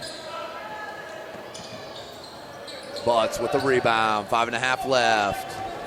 10-point lead. Redding in the paint, look for Robertson, couldn't handle the pass. And the lay-in by number 4, Brett Loff. Napoleon cuts it to an 8-point deficit. Williams, crossover to the paint, hangs and takes a hit. No good, but we'll head to the line to shoot a pair. Malik Williams.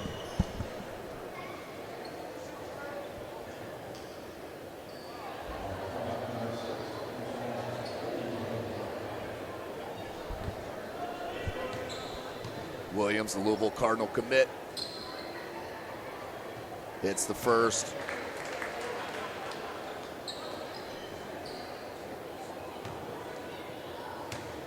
Williams can make it a 10-point game. Does with the make. And a timeout call by the Indiana squad. We'll take it with them. You are watching the Nancy Rehm Border World Classic right here live from SummitCitySports.com. How do you design one of the most advanced ERs in the country? At Parkview, we did it by focusing all our attention on you, the patient, by involving doctors and nurses in the design process, by creating quieter, more private spaces, and by leading the region in heart, stroke, and trauma care. This is not your typical emergency room. It's Parkview. In an emergency, isn't this where you'd rather be? Parkview, your partner in health. Welcome back, ladies and gentlemen. SummitCitySports.com, coming to you live from the Hutzel. You can follow us on Twitter at 260sports. Like and follow our Facebook page, Summit City Sports, and be sure to subscribe to our YouTube channel. Over 650 videos there at your fingertips of area high schoolers. 3-ball. Ohio needed it, couldn't get it. Good board, offensive putback, no good though. Just rushed the shot, did Master Lasco. Foster, good look to Redding, and the easy lay-in. Too easy, 102-90 is your score. 12-point lead back for Indiana.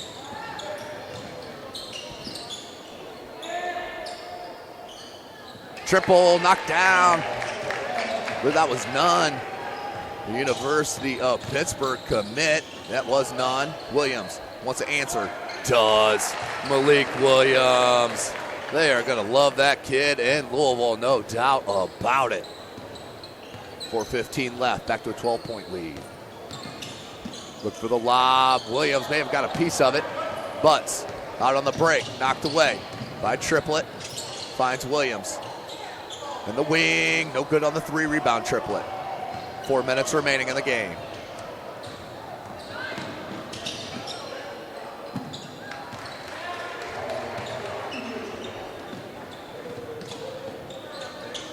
Robertson with a 3-ball. Richard Robertson.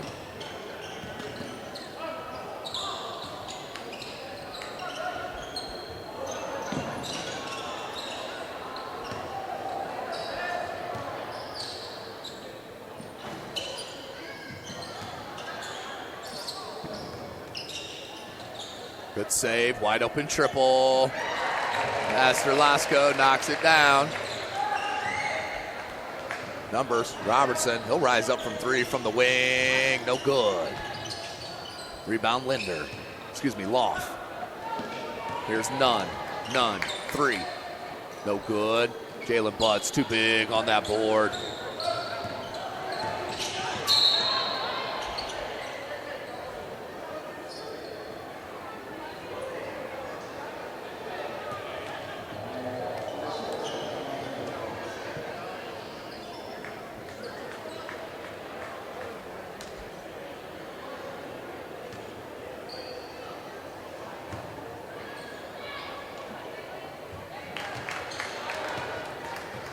.259 remaining in the game. Back to an 11-point lead for Indiana.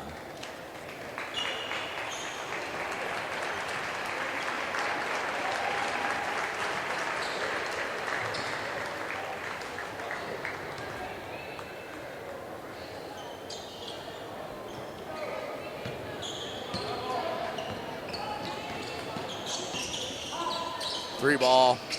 Loft, no good. Berry. And lays it up and in. Anton Berry. Cannot wait to see how he progresses on the football field with the amount of reps he will get. He is a good-looking prospect. Paul nearly with the steal. 2.5 minutes remaining in this game. Kick out to Ward. No good on the three. Kinney with the board. Behind the back. Looks the lob to Jalen Butts. Little showtime. Devontae Kinney to Butts. And the steal by Paul, but then thrown away. Ward lost the handle. Berry comes down with it. Here's Paul. Saves it beautifully to Kinney. Skip past Quarles. Three ball. No good. Defense getting a little loose here as this game winds down. Under 2 minutes. And a timeout on the floor.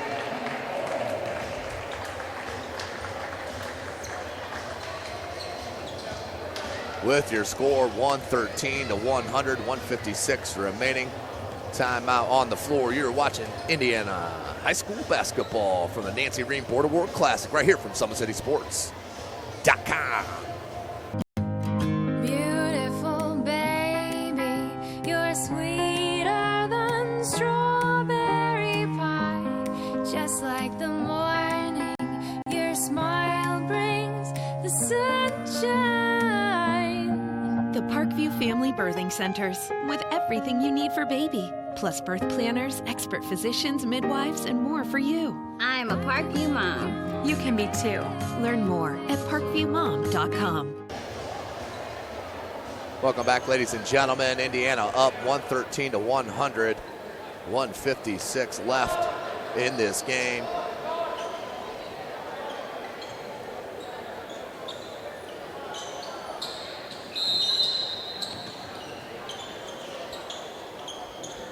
Inbound to Berry, right back to Paul. Paul, Barnfield. Berry. Anton Berry. Jabs that one with the left hand, knocked away by Linder. Needs help. Loft. Skip pass. That was Brett Loft, and then found Jarius Ward on the cut, 113-102. Steal. And another lay-in.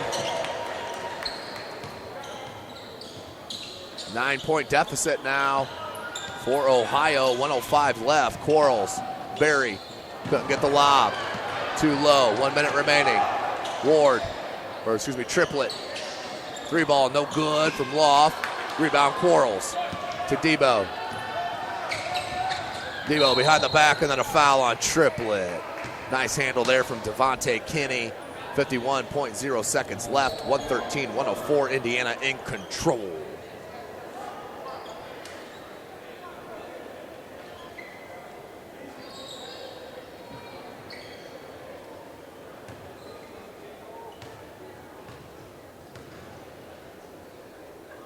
Kinney cannot hit the first.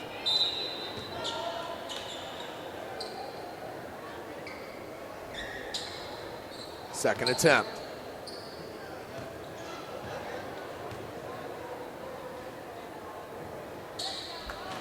Does convert.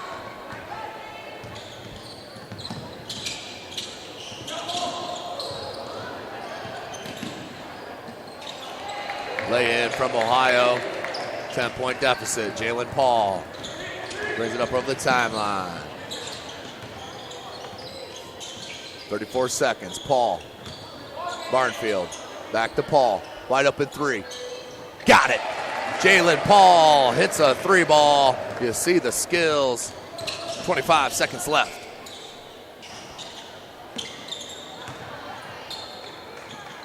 No finish from Ward. 15 seconds.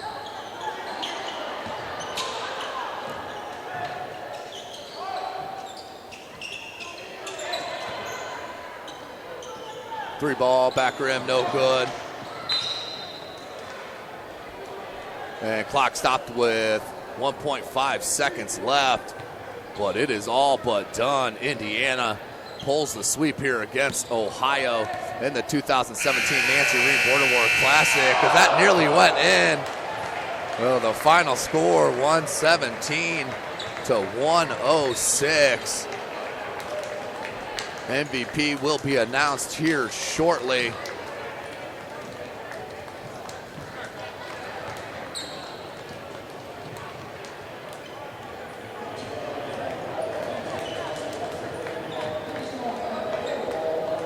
So what an outstanding day of basketball we have seen here at this Nancy Rehm Border War Classic.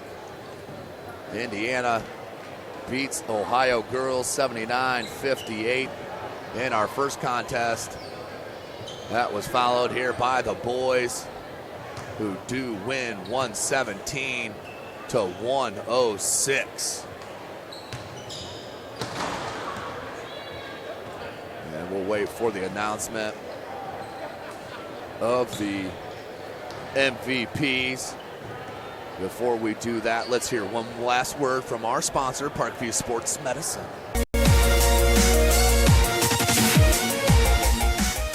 Parkview Sports Medicine is the most trusted of its kind in Northeast Indiana. That's because of the benefits our services provide you. We serve every level of athlete with our sports nutritionists, the expert physicians at O&E, the area's only specialized athletic rehab, and the region's industry leader in sports performance, AWP. The roster coordinates your care in state-of-the-art facilities conveniently located in your community. To start your journey, visit us at parkviewsportsmedicine.com. Welcome back, ladies and gentlemen, as the players for both teams will receive their medals for the participation in this outstanding event, the Nancy Rehm Border War Classic. So Indiana and the girls take a 13-12 overall lead over Ohio. And the boys take a 15-10 lead as they finally get back in the winning side of things against Ohio, as Ohio won the last two straight. So back on the winning ways, and they take the overall lead 15-10.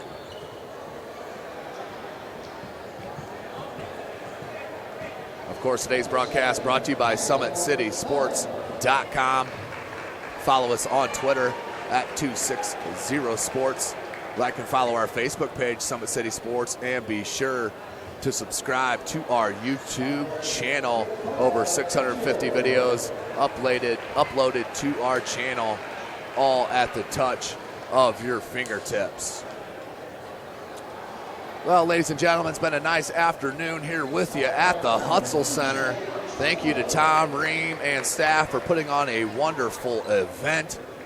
You have been watching this 2017 Nancy Rehm Border War Classic, brought to you by SummitCitySports.com. For Chris Cochran, I am Tim Atkinson. We'll see you next time.